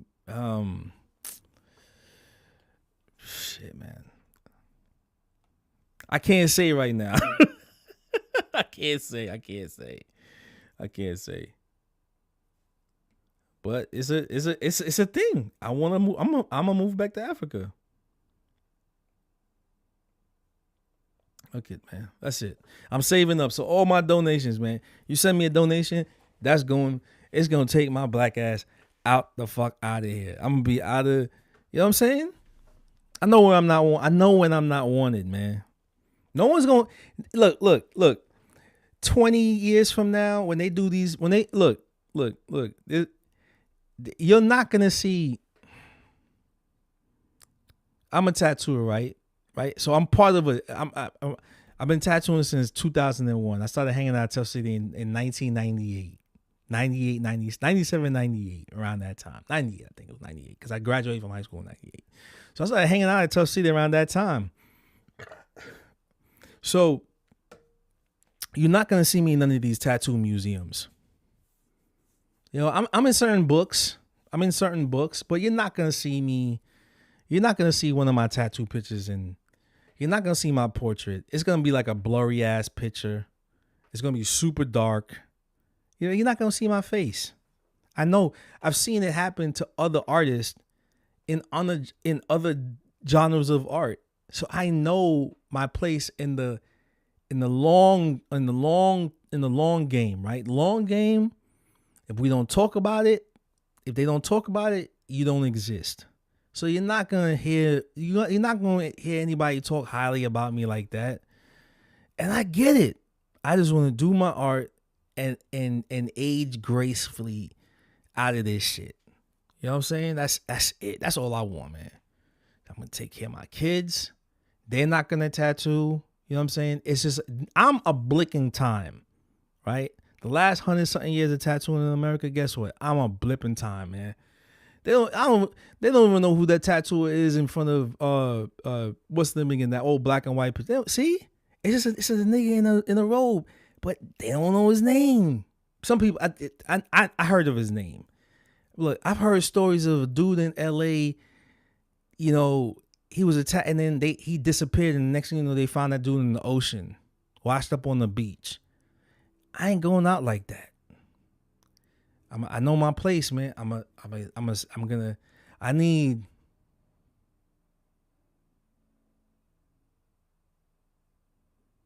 $500,000 and I'm out.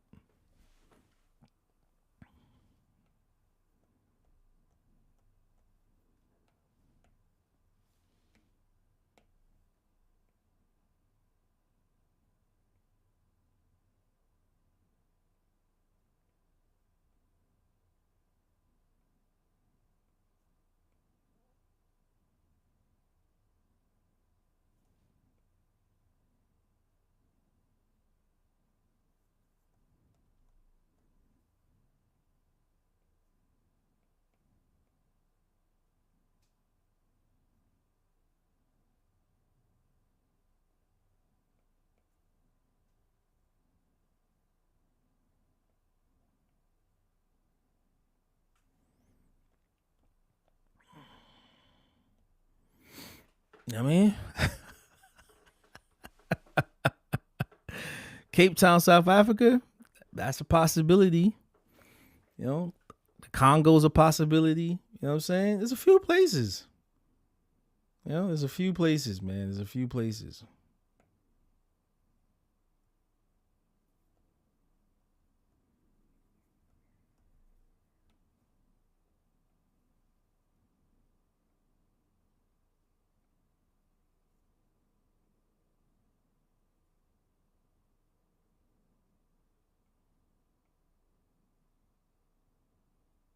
You want to roll?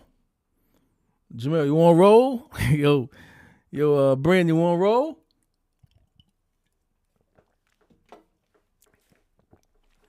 Benin. I might go to Benin, you know what I'm saying? You know?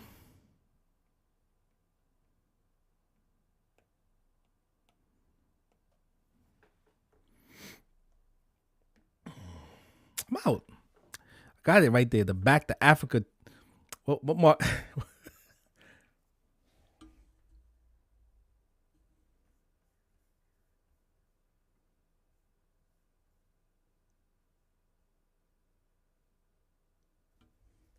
I think it was like the 159 mark.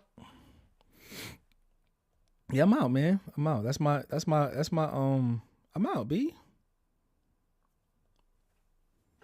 Y'all ain't gonna miss me, man. Black people not gonna miss me. White people not gonna Latin, Asian, y'all ain't gonna miss me, man. You know?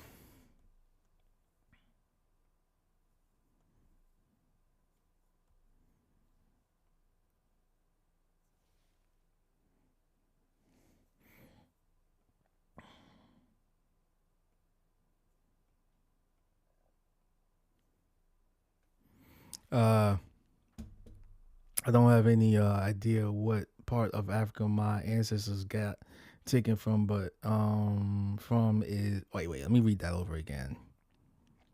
Try Brandon says wait. Jamiro goes Cape Town, then he goes Johannesburg, maybe Johannesburg. Brandon goes, he says, trying to reconnect with my long lost relatives. Let's go. All right. And Brandon also says, don't have any idea what part of Africa my ancestors got taken from is the only problem. Right. You know, so yeah, that's the only problem. But, you know, I think these days, man, is it's it's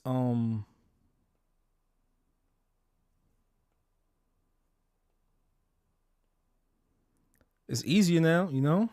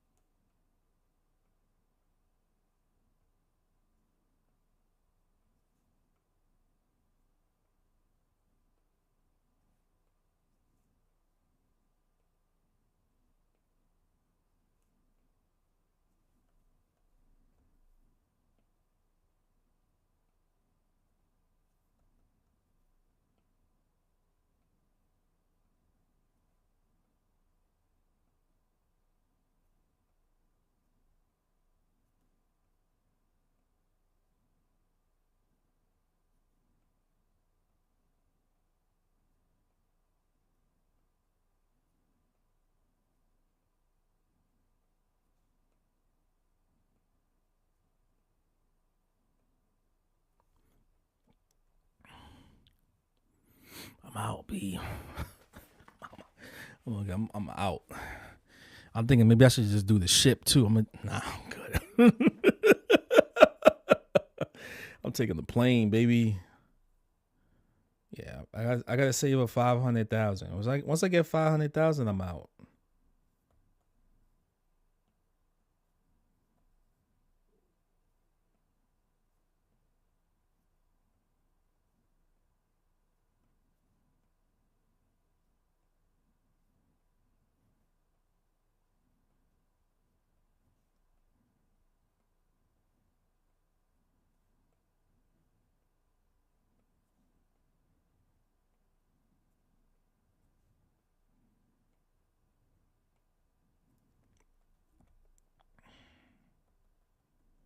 Ouch! What am I doing? You saw that?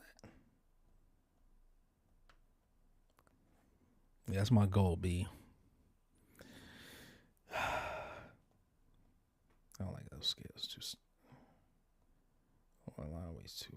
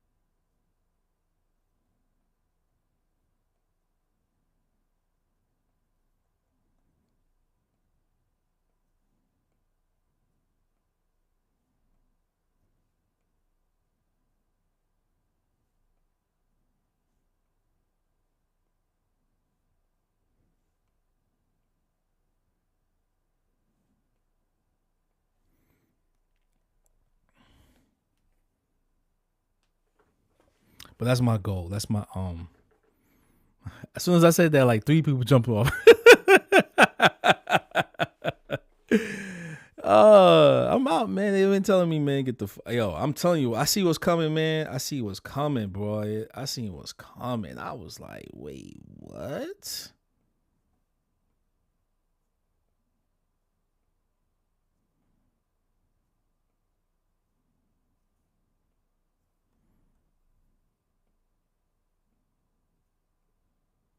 I got my great grandmother's spirit in me. That's why.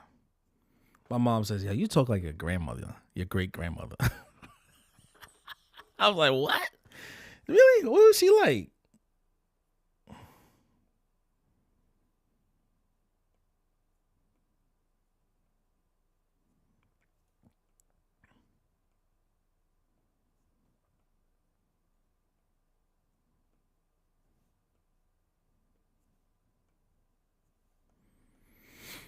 I mean, I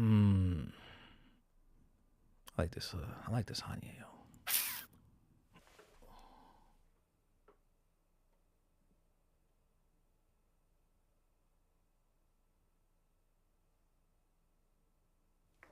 Oh, does Zell look good? Does Zell look good? Zell, Venmo. Yes, I'm taking donations, man. I'm taking donations to the Back to Africa project. Or should I? I'm gonna do it too. I'm gonna do a contract that's gonna be signed by me, and I'm gonna have the dollar amount. As soon as I hit that dollar amount, I'm out, and you will never see me ever again.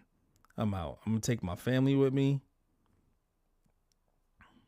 Whoever want to stay, I'm like, yo, I'll leave you. I'll leave you just like a lot. You turn into a pillar of salt.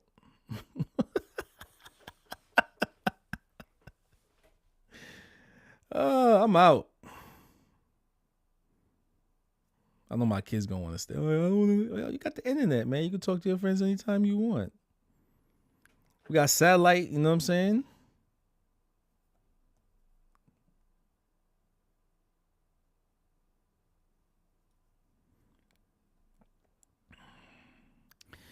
Yo, you know, you know that shit when I'm on my District 9 shit. I'm just talking shit, man. I'm talking shit. But yeah, back to yeah, man. It's crazy that like you find out all of this stuff about how dudes is like messing with your clients behind your back years down the line. You know, your client tells you because it's like, well, it's hard to like run back and be like, hey yo, which one of y'all was telling my because it's like it's different stories from different people, right? But I believe them because they're telling me I should have asked you. They also said, I'm like, oh, it's all right. Because they got tattooed by other people, and those other people said, nah, he was cool. I think he just, and it's not my place to say how someone should think. Let's say that. It's not my place to say, oh, this and this. But I get it. And it's like, well, I'm glad you're here now. You know what I'm saying? I'm glad you're here now. But again, man, it's like you have to like, you there's so many like trials and tribulations, man, and it comes in different guises, in this art thing, man. In art, in tattooing, because that next tattooer that let's say there's already a rivalry in your shop, but like when you're outside of that shop, there's a rivalry, and there's dudes are gonna just do some cutthroat shit to take your clients,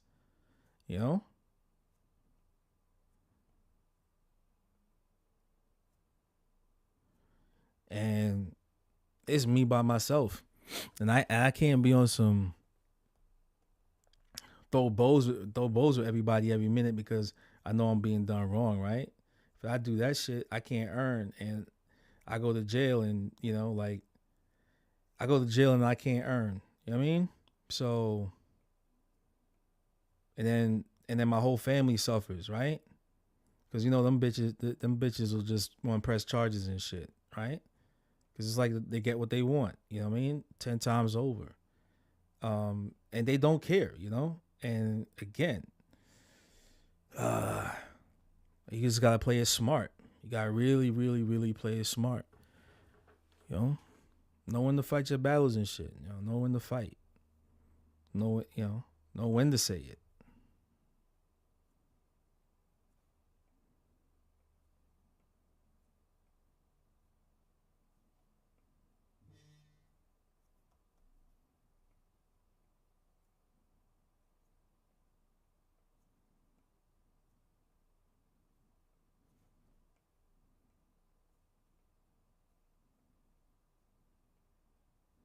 Some people, I've known from a while, just couldn't put the words together, but some people have a better social economic cushion than others. And you gotta understand that. You know? So when they got that, we just know how to move.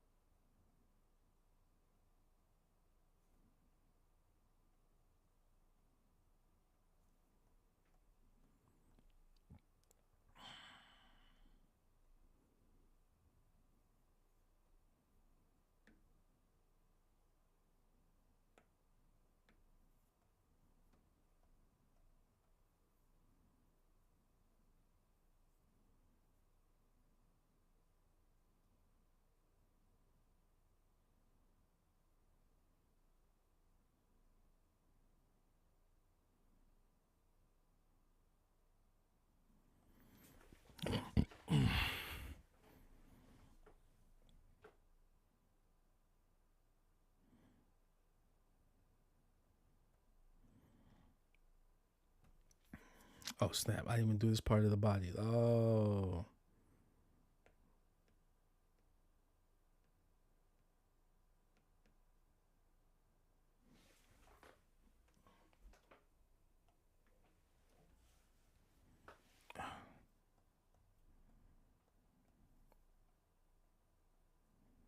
this is a fun little movement process right here that I love to do. But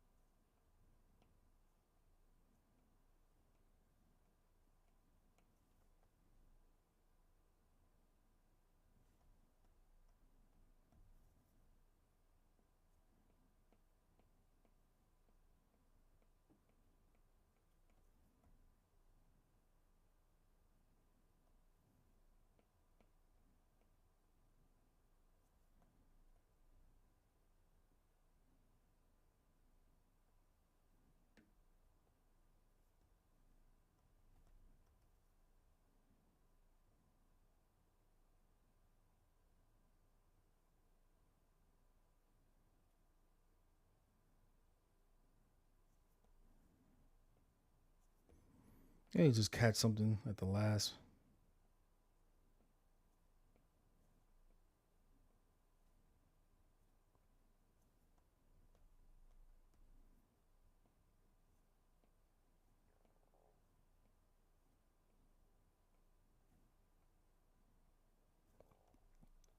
You know how many times I had motherfuckers in tattoo line? What was it? What dude said? Oh yeah, he's on heroin. That's why I fired him. What? Heroin? Heroin? I was on heroin.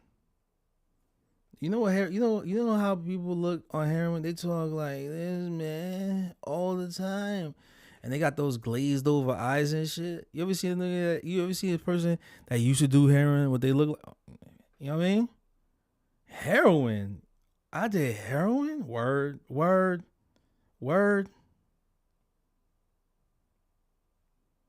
Why is it always drugs?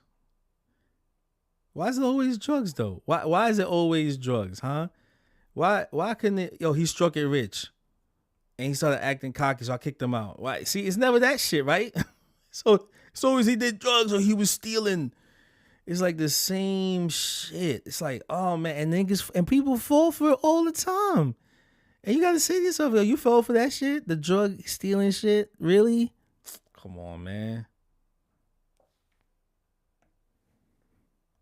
I thought you'd be smarter than that one, Papa. But he was on heroin. That's why. Really?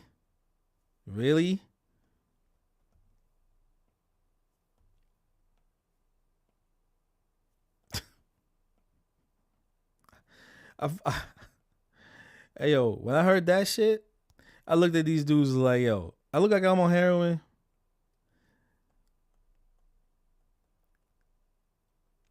I lived in New York, right? I survived the crack cocaine era, right? When the shit was heavy in the streets. You know how old I was? So for me, yo, think about this. When I heard that lie, I was like, wait. People thought I was doing heroin. I was like, yo, think about this.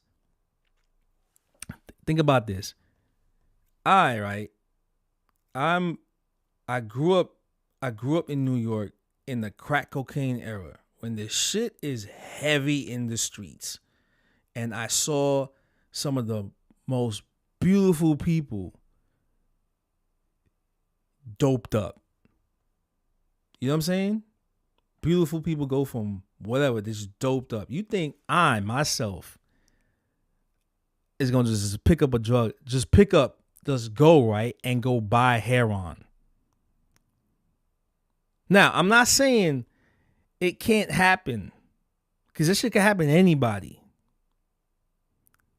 You think a person like me that does what I do is on heroin? Or steal? You think I could work in this many shops and steal?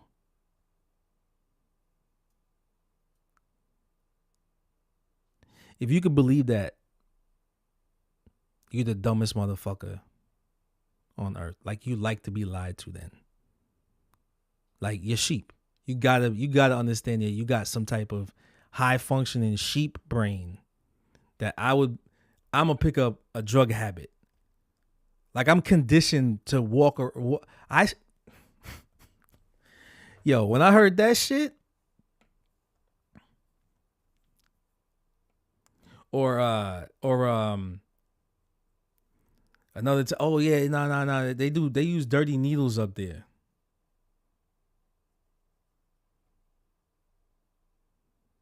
They recycle needles up there. They use dirty needles on people. Really? There was a motherfucker that wasn't even from New York. This motherfucker ain't even from New York. He was tattooing in Brooklyn and was telling people that shit. So it's like they're not even from here. You come to New York, you're around more you're more around more ethnic groups than where you're originally from, and then probably like I'm the only good one out there in New York at the time, right? There was no tattoo shops in Harlem like that. None. Like, it was only Tough City. At one point, it was, for a long time, it was Tough City and Champion. Before Tough City and Champion, it was Tattoo Scene. and Big Joe's. Before that, it was Spiderweb. And them motherfuckers in Brooklyn or Queens or whatever. That's it. It wasn't that. It was that. So like me being at Tough City in '98, I'm just dipping my toes in this shit through graffiti guys. You know what I'm saying? I want to hang around with graffiti writers, but that happened to tattoo. They were more graffiti than tattooers. I was graffiti, and then I got into tattooing. So you got to have a level head. Shout out to the people that got actually on drugs and got out of it and turned their life around. And I met those people. Cool guys. And I met the ones that didn't make it. That's still on that shit. Either they alcoholics or whatever, and they still surviving. They're not high functioning like me. They're not never did it. You know what I mean? But they still, they could still, but they missed out on so many opportunities. And to lie on me and say that shit. Man, I was like, what? To the point I was like, hey, yo, I had to go see him.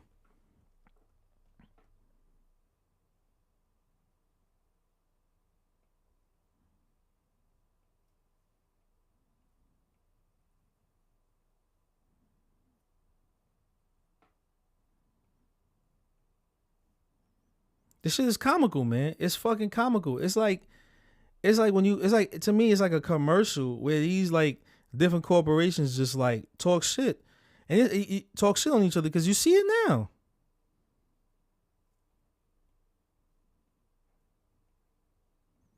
And again, I gotta have like, and this is why I do my shit because now I control the narrative. Now you get to hear my voice, you get to see my hands move.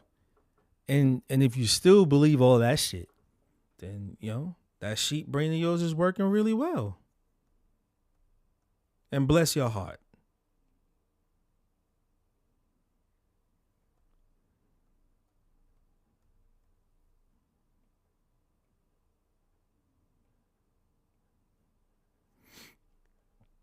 You know what I mean? And they said I was stealing and I did heroin. Nigga, just say that your cockiness destroyed something good.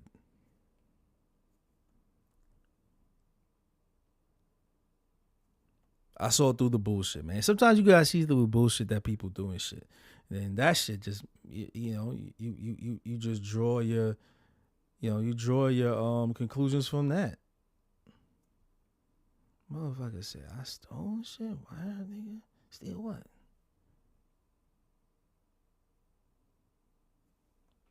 Steal what, nigga? What did I steal from you, nigga? Word, nigga. Word. Oh, fucking shit, man. But again, you know what?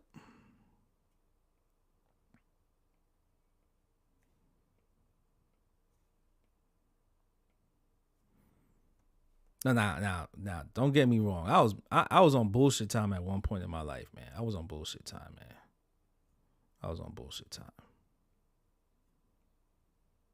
But I only did shit to fuck myself over. Don't fuck nobody else over. That's just shit. That's how New York is, man. Don't fuck nobody else over. If you gonna fuck some shit over, you fuck yourself over. But you don't fuck the next man over. That's it. And that's it.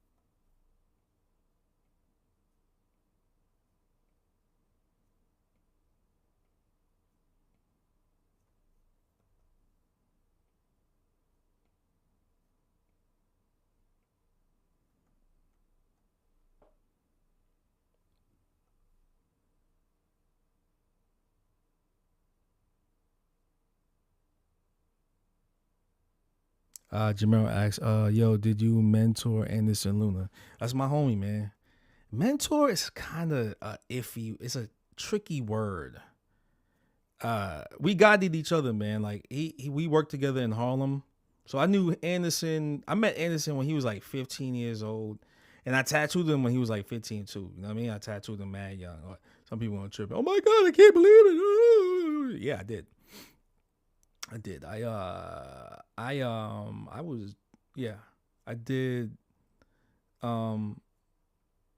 He was still in high school, I think. He was still in high school. And I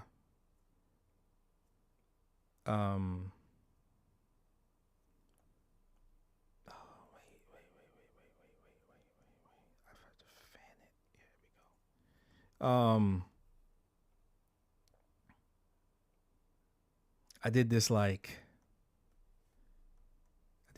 Tibetan style reference from like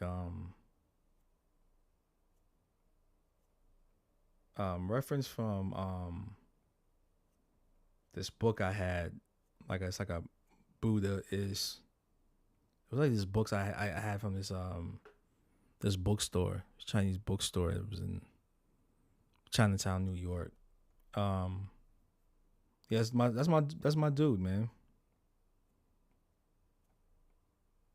We worked together in Harlem, and then for some years, and then what happened after that? I had to leave Harlem because it was getting. I think I told you the story before, but I had to get out of there because it was like Harlem is dope. Oh man, is that supposed to be like that? Harlem is dope and all, but what it was is,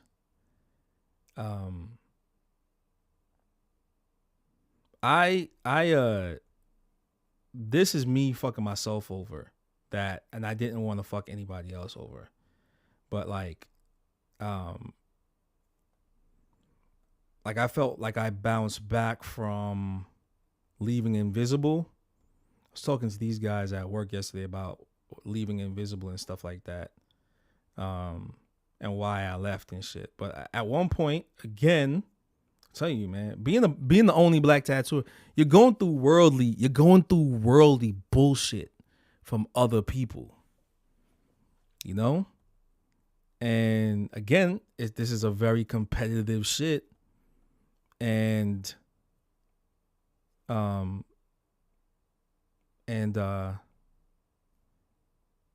didn't like what I saw. I didn't like that, like, you know, the shop apprentice was making deals with another tattooer to say, hey, you know, if you try make me as busy as Troy, and I'll help you do your designs and shit and get better at tattooing. And that's it.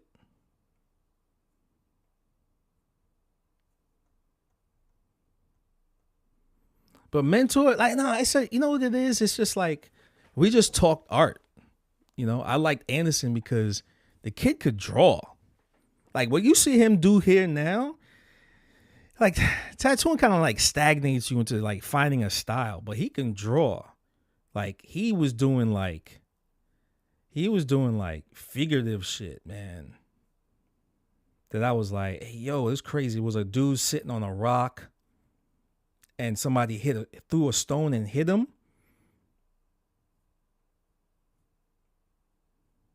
You know, very, very well read, you know.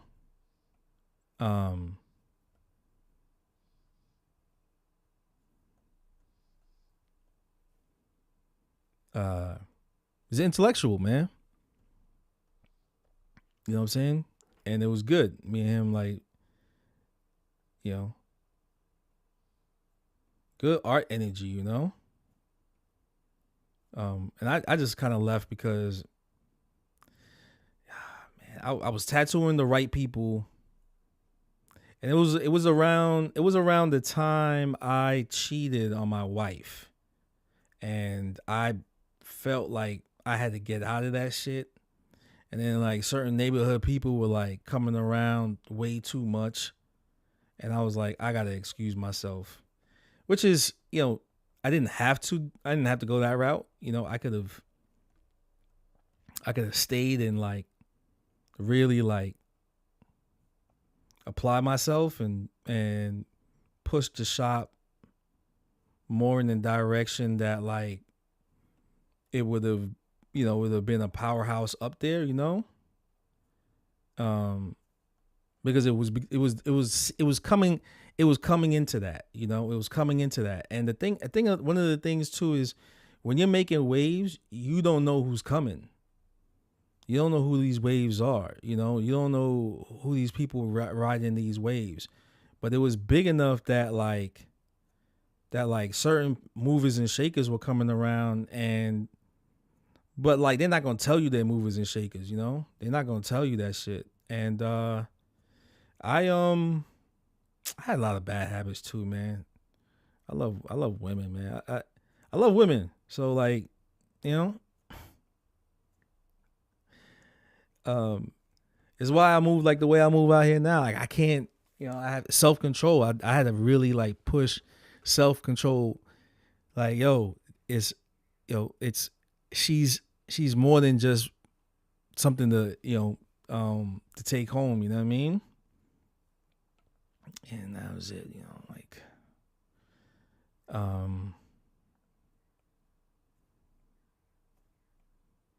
yeah, I did a lot of like California is definitely a place I did.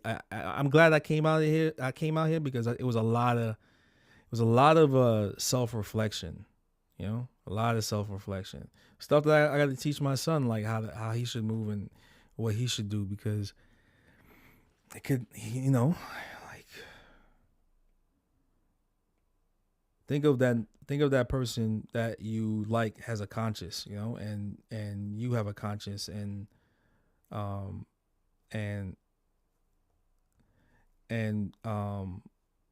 people have feelings, man,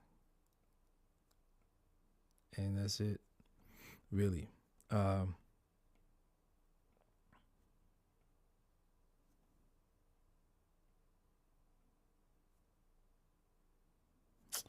don't like that right there. That is supposed to happen. Because these are coming on the inside, so they're gonna kind of have oh no, you know what it is? This is wrong. This has to come like that. Yep, there we go. Right? And now I could do that. And now this turns into that. It's the little things, folks. It's the little things, It's the little things.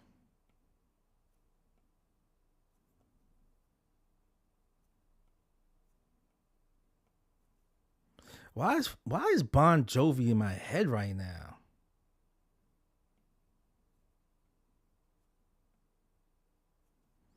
How is this song in my head right now?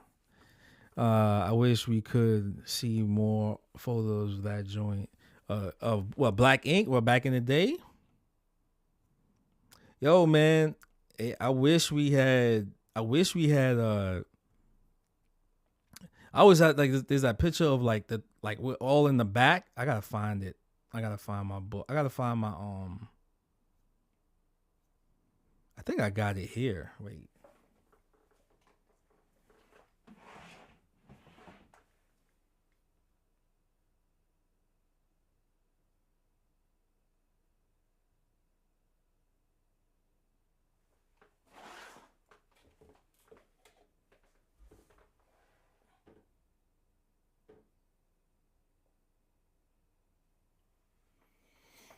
It's in my old portfolio.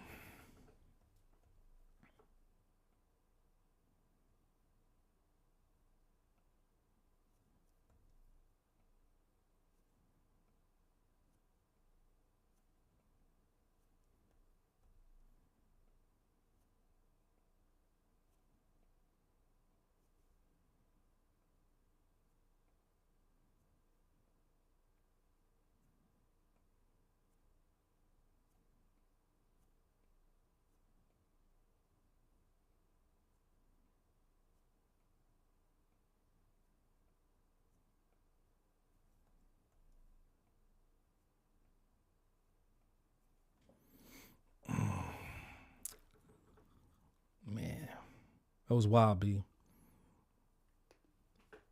I find them pictures. I post them.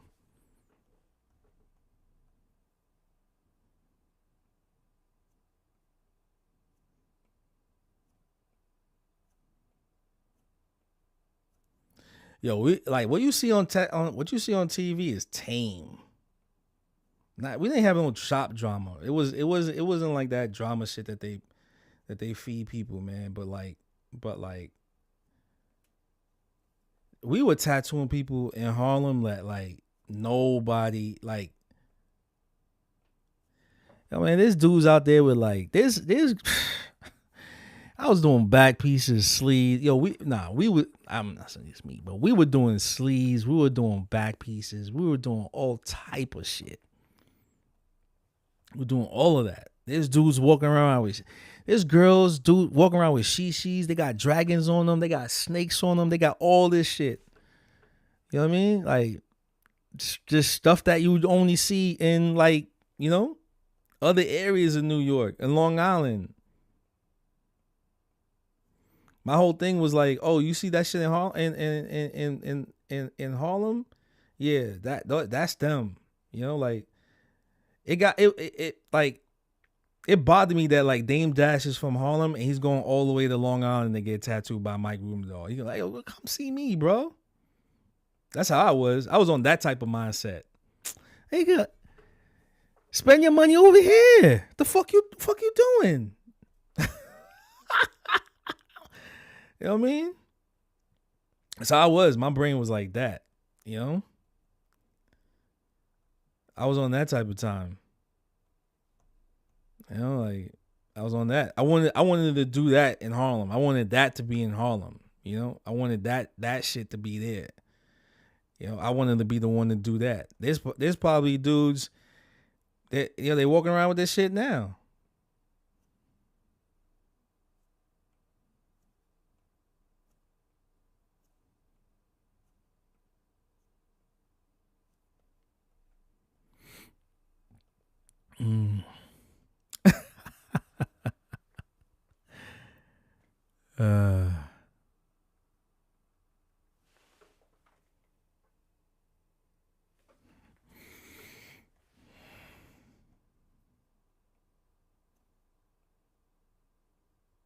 Fuck is Dame Dash going over to Long Island and shit?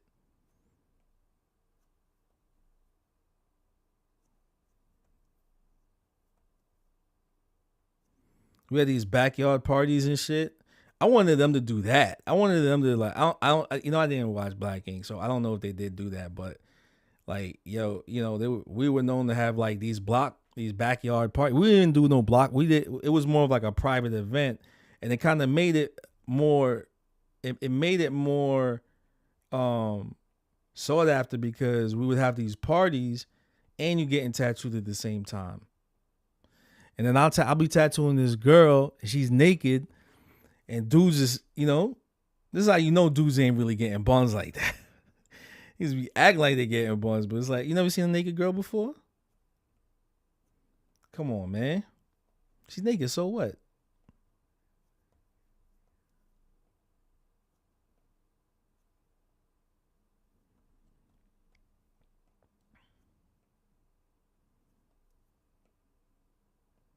And then there'll be like tattooers that never worked there, that wanted to work there, and they be giving out business cards like, oh yeah, I tattoo and shit. I was like, yo, you don't do that shit. You don't work here. Why you giving out business cards?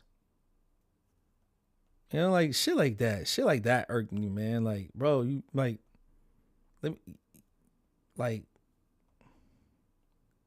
some dudes have the energy to draw when they see other dudes that have the energy.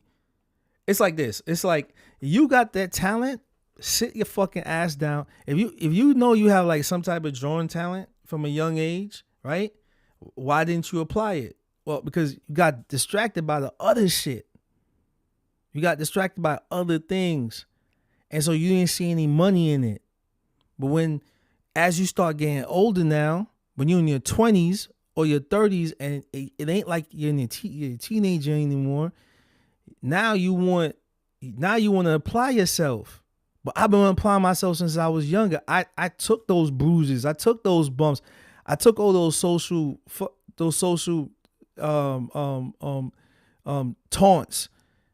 You gay, like, only gay niggas be drawing, blah blah blah, right? And but it wasn't cool. It wasn't cool in the 80s to do it, or the 90s to do it. But when the 2000s is coming around and everybody getting older now you want to do it. Now you want to impose yourself on what we're doing. Do you get what I'm saying? And that was the type of shit that I started seeing. And I was like, hey, yo. And it's like, oh, you hating. And it's like, nah, I'm not hating. I'm only saying you had your chance to do it. And you didn't do it. So don't use my time or the time of the guys I work with to don't use us now to benefit yourself now. Because it's not, you know what I mean? So it's like all of these different things. I'm telling you my life story and shit. It's just crazy. Anyway, I don't know if Rumado even fucks with black people. He was tattooing Dame Dash and shit. All that shit that Dame Dash got on his chest and shit, Rumado did it. I'm sure he'll take Dame Dash's money. Thought happy. Yeah, man. Yeah, it was, it was shit like that, bro. It was, it was shit like that.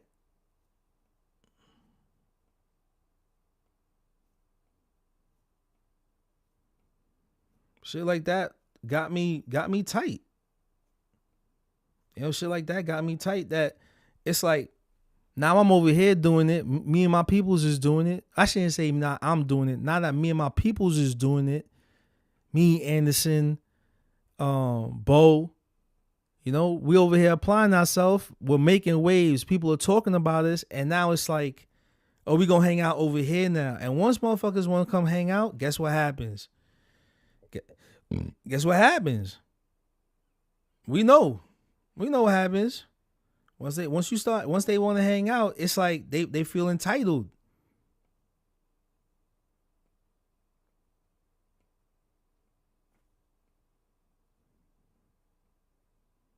They feel entitled and they got no skill. A lot of this is like, right now you can see me, I'm just drawing and talking, right?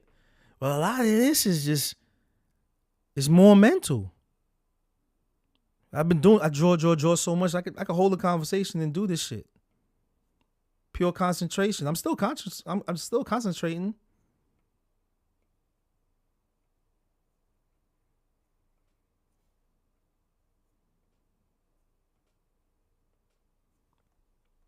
I wasn't running the streets like that, man. I could have. I could have been disobedient. You know what I mean? I could have been. I'm using biblical words right now, but I could have been like that, right? But then, I guess I was. I was also raised up on shame.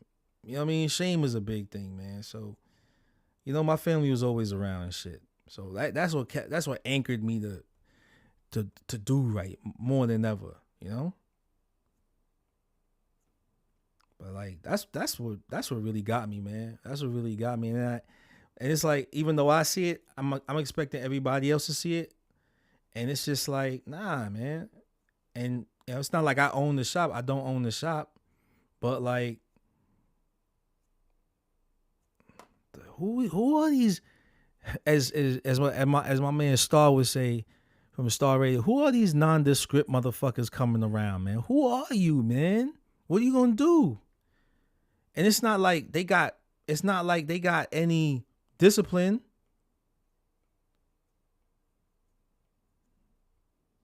And just because I'm evolving into a more and more disciplined state, can't be smashing clients and stuff, man. And it's just like, we not from Harlem. We, like, Harlem dudes is very territorial. And so, watch what you do.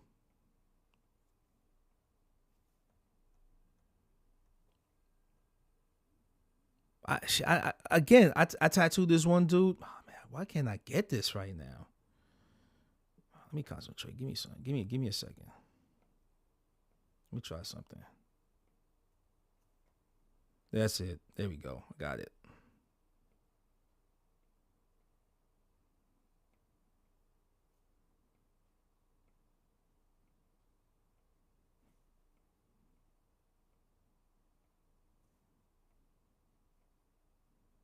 There you go. That's it.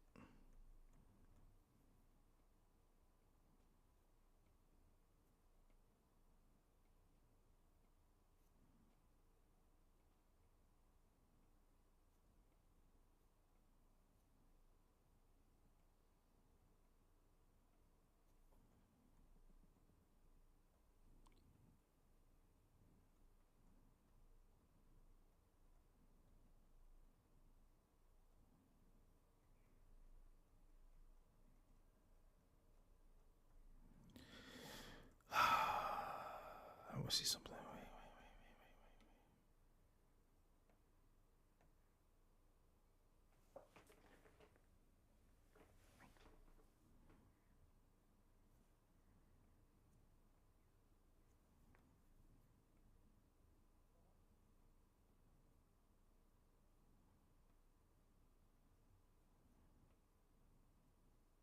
I think my goal was always my goal was to just do bigger work. My goal was to always do bigger work. I wanted to do stuff like Japanese tattooers, like European tattooers, I had all those books.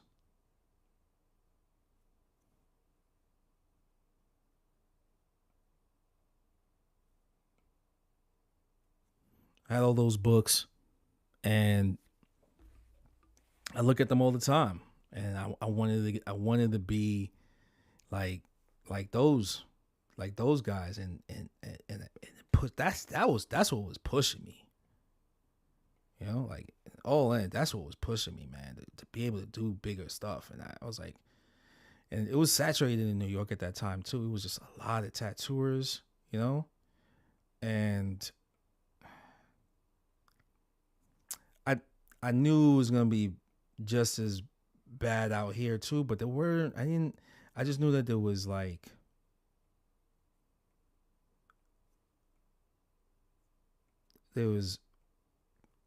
was always told, yeah, go to the Bay, but that was like California tattooers telling me that, right? Or go to California and tattoo, but it was different. It's different out here, it's like one less tattooer from New York living in California is better for a California tattooer moving to New York, because they can, settle their roots out there and make a name for themselves out there, There we go. That's sometimes you just gotta grit it.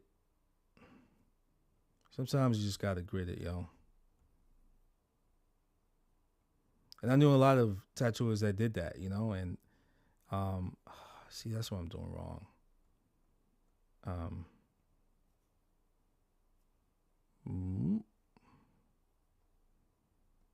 No, I'm off. I'm off a little bit. I'm off a lot. So that row right here is good. This one line, see, this is the one that's off. This should be back a little bit.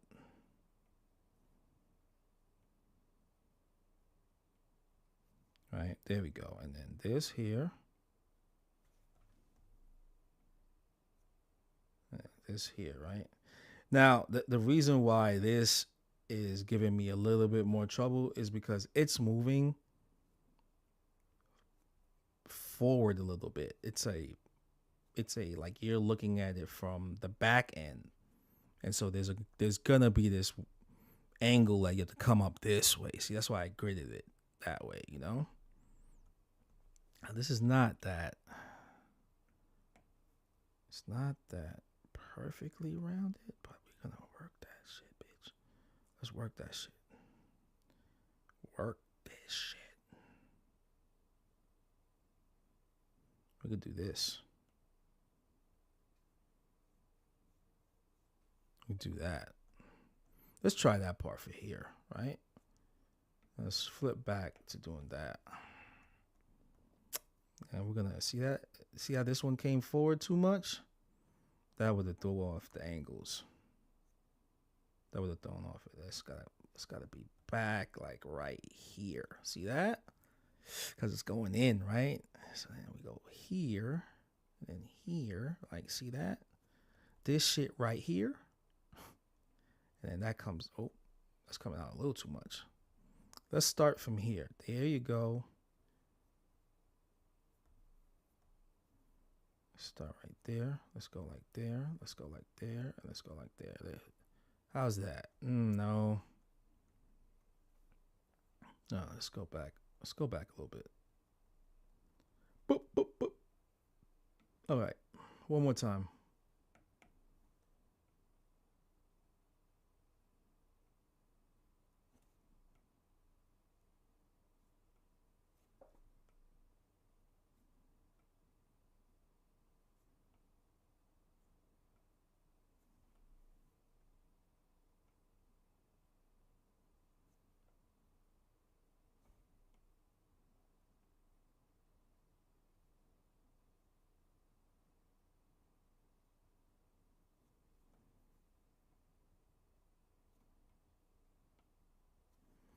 All right. All right.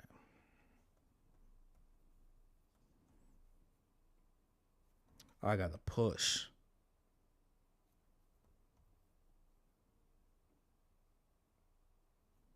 See that? There we go.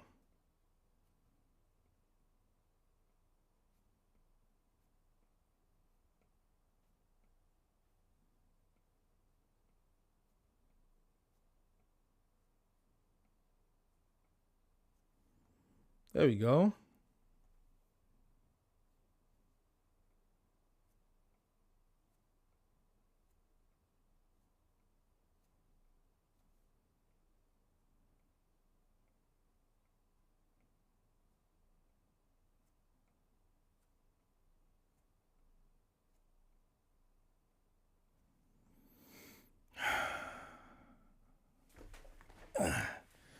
I don't know. Sorry, I read that already.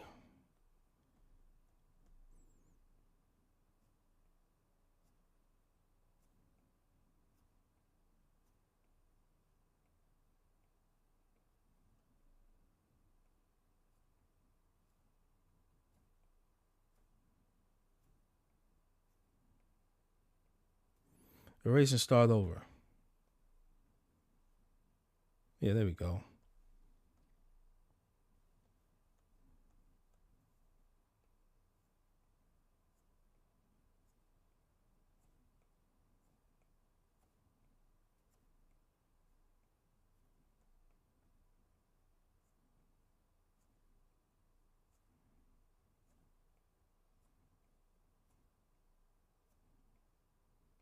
You think a person that got some hair on issues could do that? Oh shit.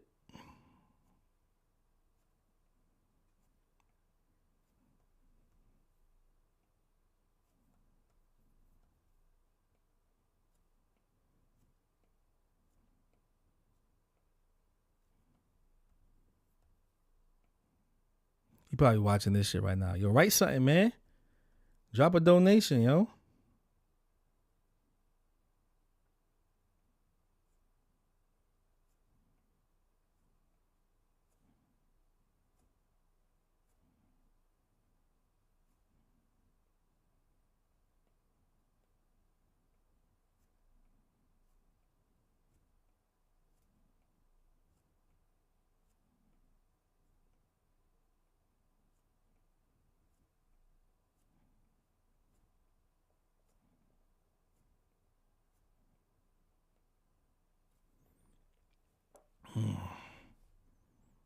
He watching.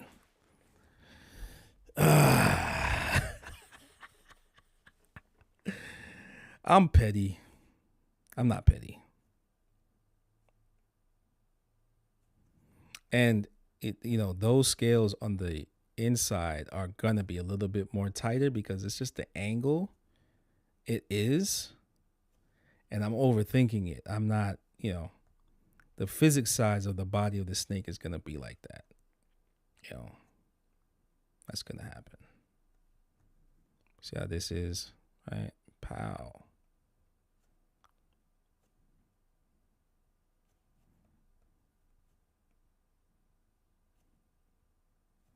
Oh my God, why can't I draw? Ah.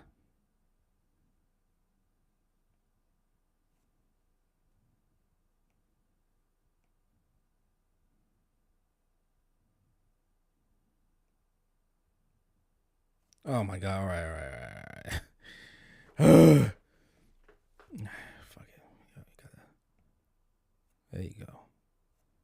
Because your hand is moving at a different angle. Dong, dong, there you go. See? It's so weird. It's like pinching in. Like this pinches in. You're not going to see anything on this side because all of it is coming to the side. Then it's going to fatten out because it's coming out. So it goes this way. So it's like this weird kind of angular.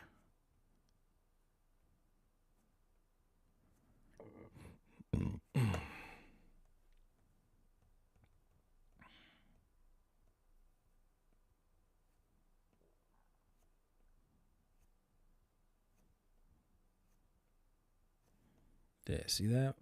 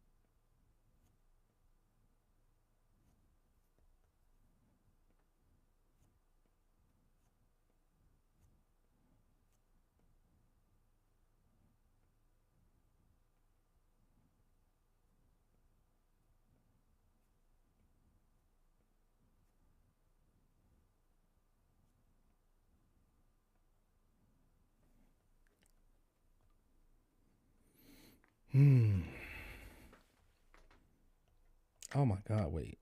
Let's go. Ah.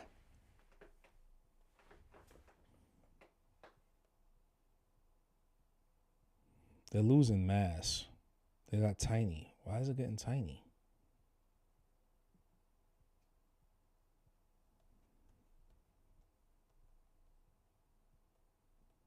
Yeah, look at that.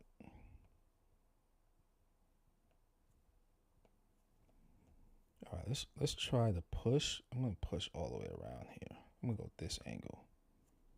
Let's not lose mass though. I don't want to lose scale mass. I want to keep scale mass and still have a dynamic turn. I think I could do it this way. There we go. See? Yeah, see? All right, I'm using the flow of the guiding lines, right?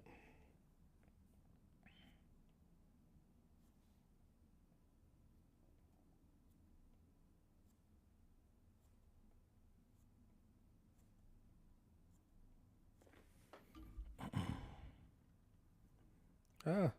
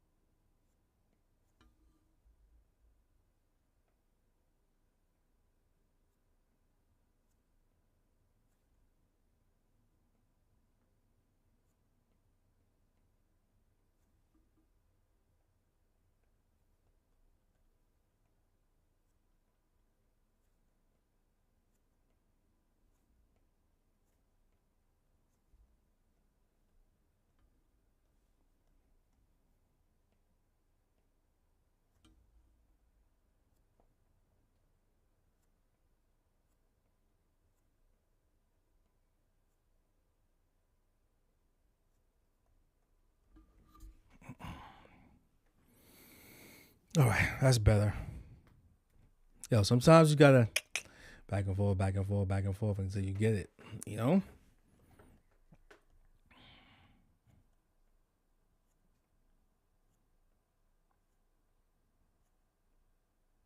Now that's what I was saying before. Like, you know, like there was countless days when I was younger just drawing, and just dudes around me not applying that, and then like expect me to somehow pass magical drawing powers onto you, and it's like I can't do that. Like, it doesn't work that way.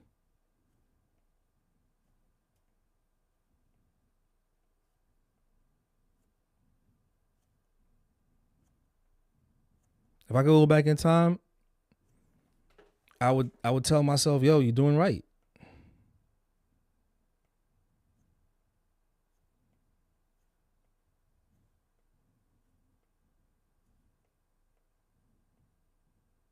But you know, even when I was to tell somebody, oh, yo, try this. This is what I did to get here, and it's just like it's the doing of that process that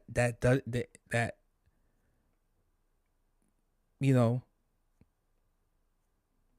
was the problem, because all they got to do is just do it. I'm not trying to be mean and malicious, but do this. Try, or you know, not even do it. Try this. How about trying this? Just try this. This is what I did, so try this. This is what helped me out a lot. And then, like, when I left, dudes was using my designs, but didn't understand the steps on like how I did it. Yo, Dre's not here, but he left mad drawings. He left all his books. Yo, take those and tattoo people with it. And it's just like, what? Now, of course, take, like, it's not like, some of those things I just drew off the top of the dome, and then they were doing, but they were doing them wrong.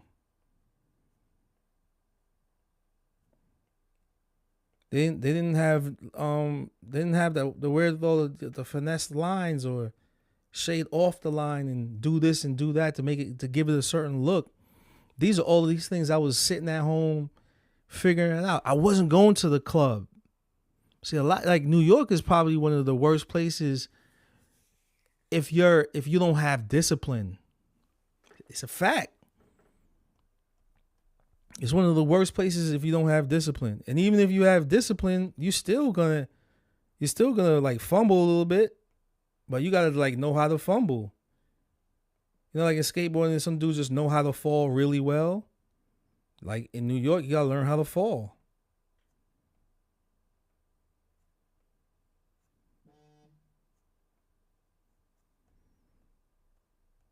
Like, you gotta learn how to fall, and like, but I get it. There's so many distractions, yo. You want to watch something on TV. You want to play video games. I game too. I game too, right? But guess what? I drew so much. The gaming, like, I realized I had natural talent, and if I don't exercise that muscle, it's whatever, right? So I put down the games for years. I had a PS2, I had a PS3, and I hardly played it. PS4, I got each game system like late. Because I still wanted the game. You know what I mean? But I got them late. But those years of like when all these video games were coming out, all I did is just watch people play. Like, I play this one game right now, Off the Grid. I got a PS4 just because of Grand Theft Auto 5 and Anthem, a game called Anthem, and there was another game, Ghost of Tsushima came out, and I was like, oh, I gotta get that.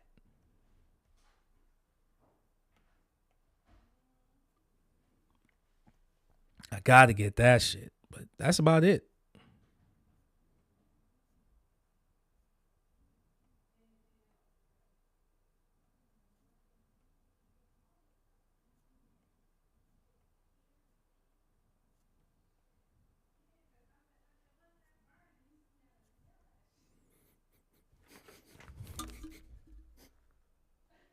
Hey, what's burning?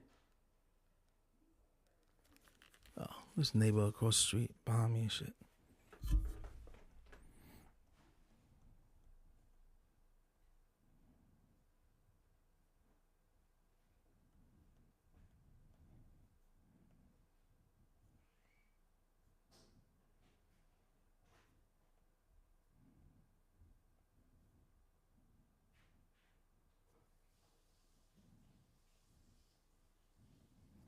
Trust me, man. Like I remember I was playing Grand Theft Auto, and I got far. I got far in that game.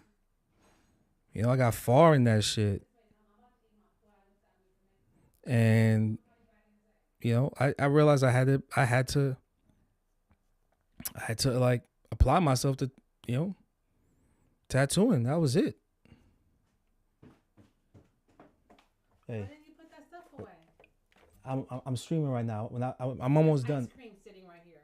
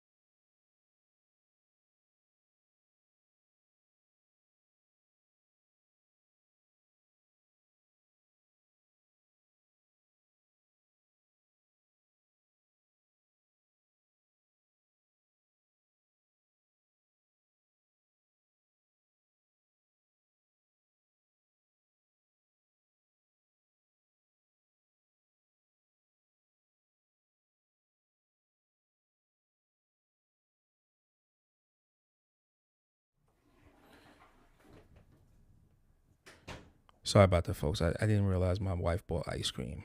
This ice cream sandwiches was. Whoops.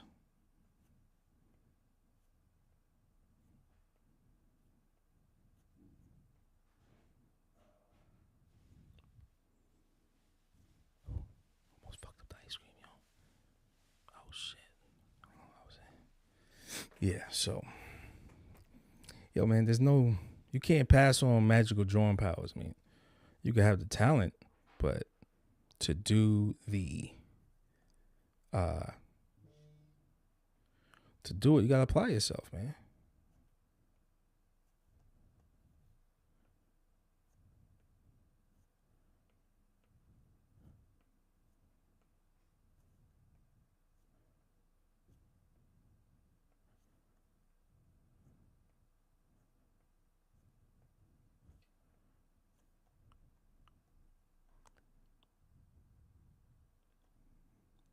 All right.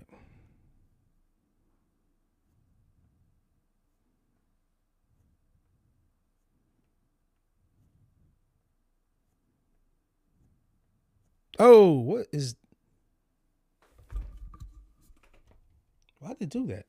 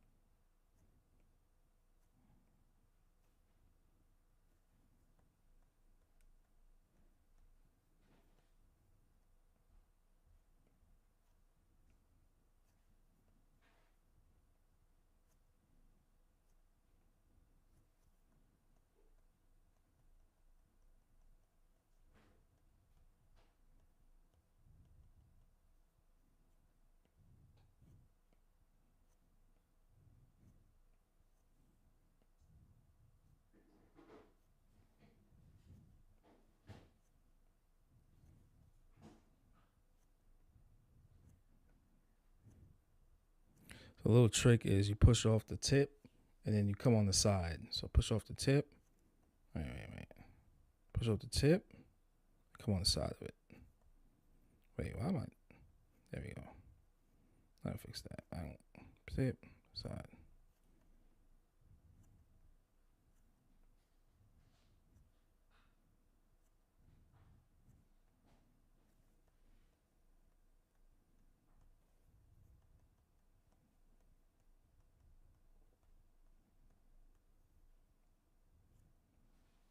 A little bit more of an angle.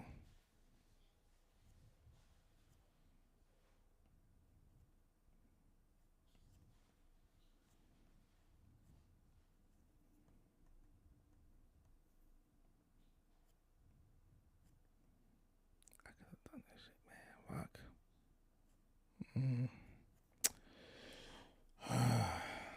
There we go.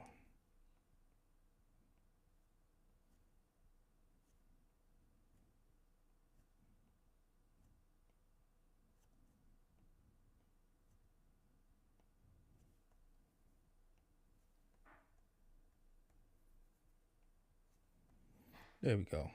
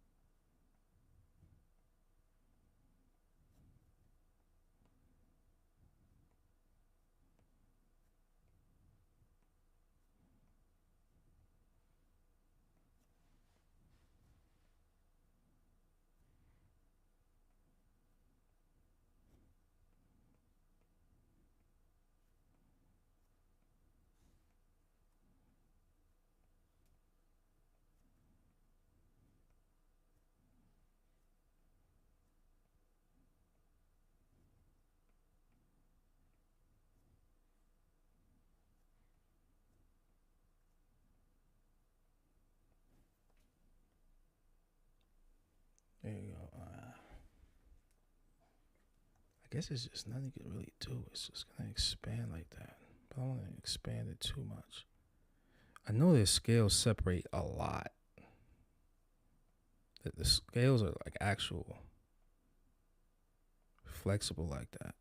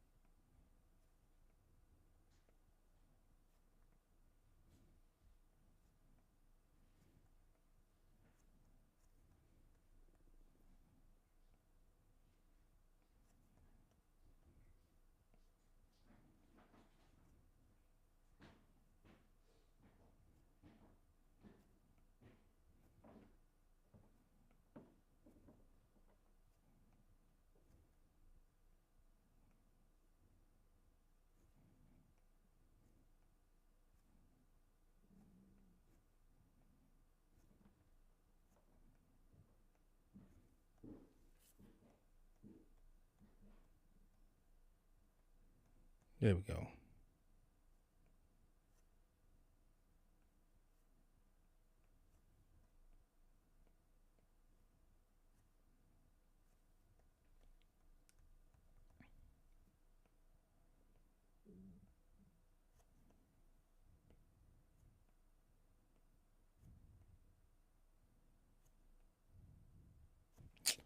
Yo, what are you doing?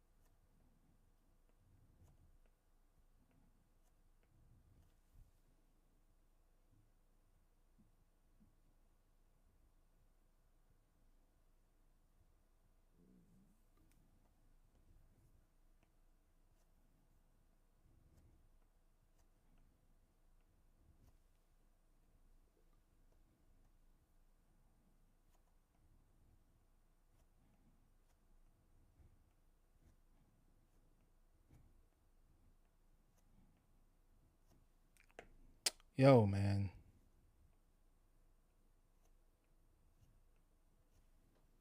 Why does that thing do that?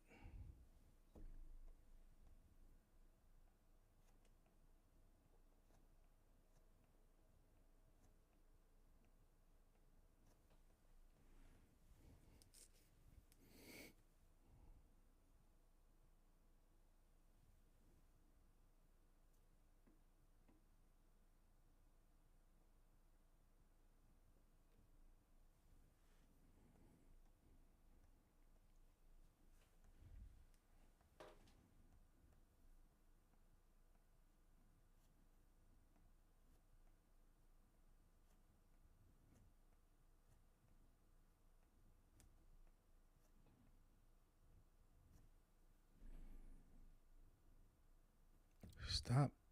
I'm not asking Siri anything.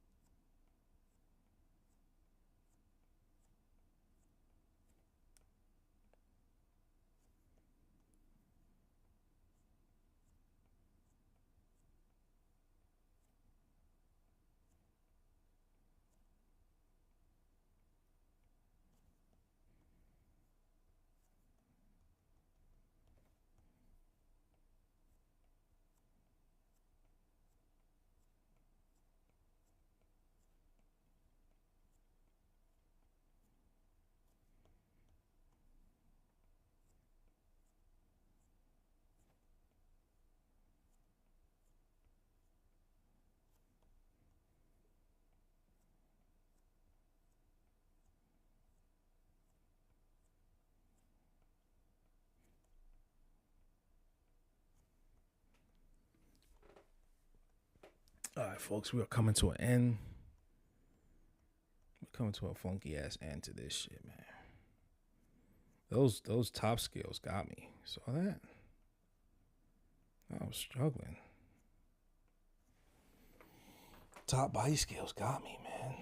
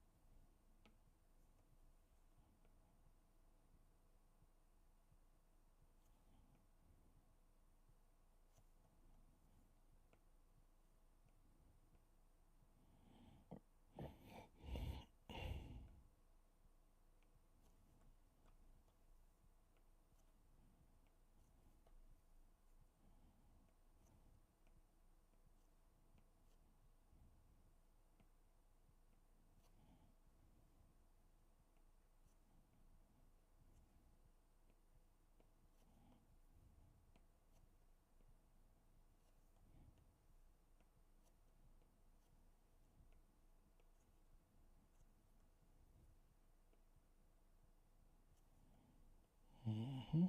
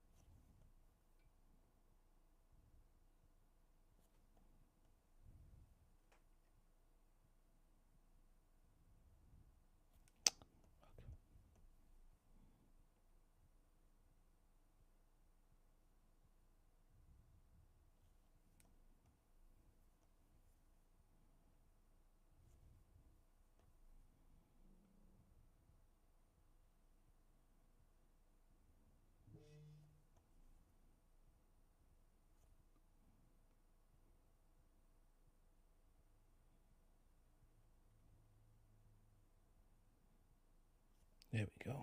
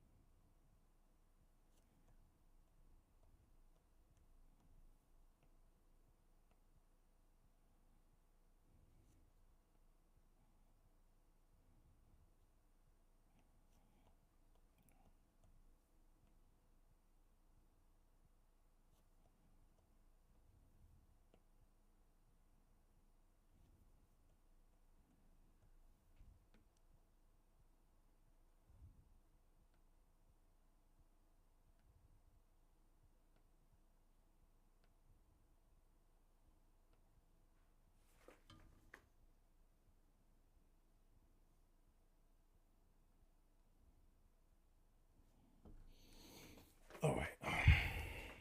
Everything is all done. So Hannya, Snake, and Peonies. Some rocks and water, right?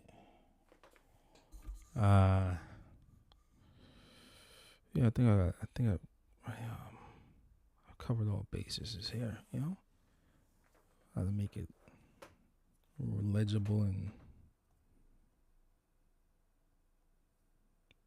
put all the bells and whistles in there, right? Okay. All right. Next week we're gonna do something real special. Not another drawing, but not the rest. It's just me drawing. But thanks everybody that came through. Yeah, man. All I can really say is keep pushing, keep drawing, and you got to stay positive in this industry. You know, it's going through some changes right now. And stay focused, man. That's all I can really say to people. Stay focused and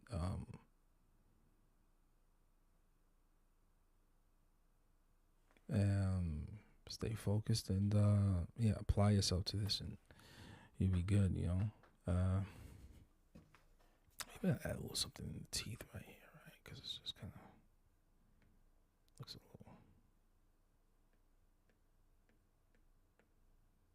Merge that.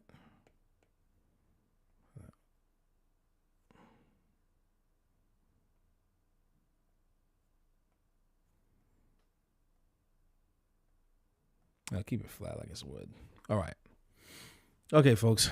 Y'all be good. Y'all be great. Take care. Be easy. And until next time, man. Until next time. What do you say? Yeah, be good. Thank you, everyone. Take care.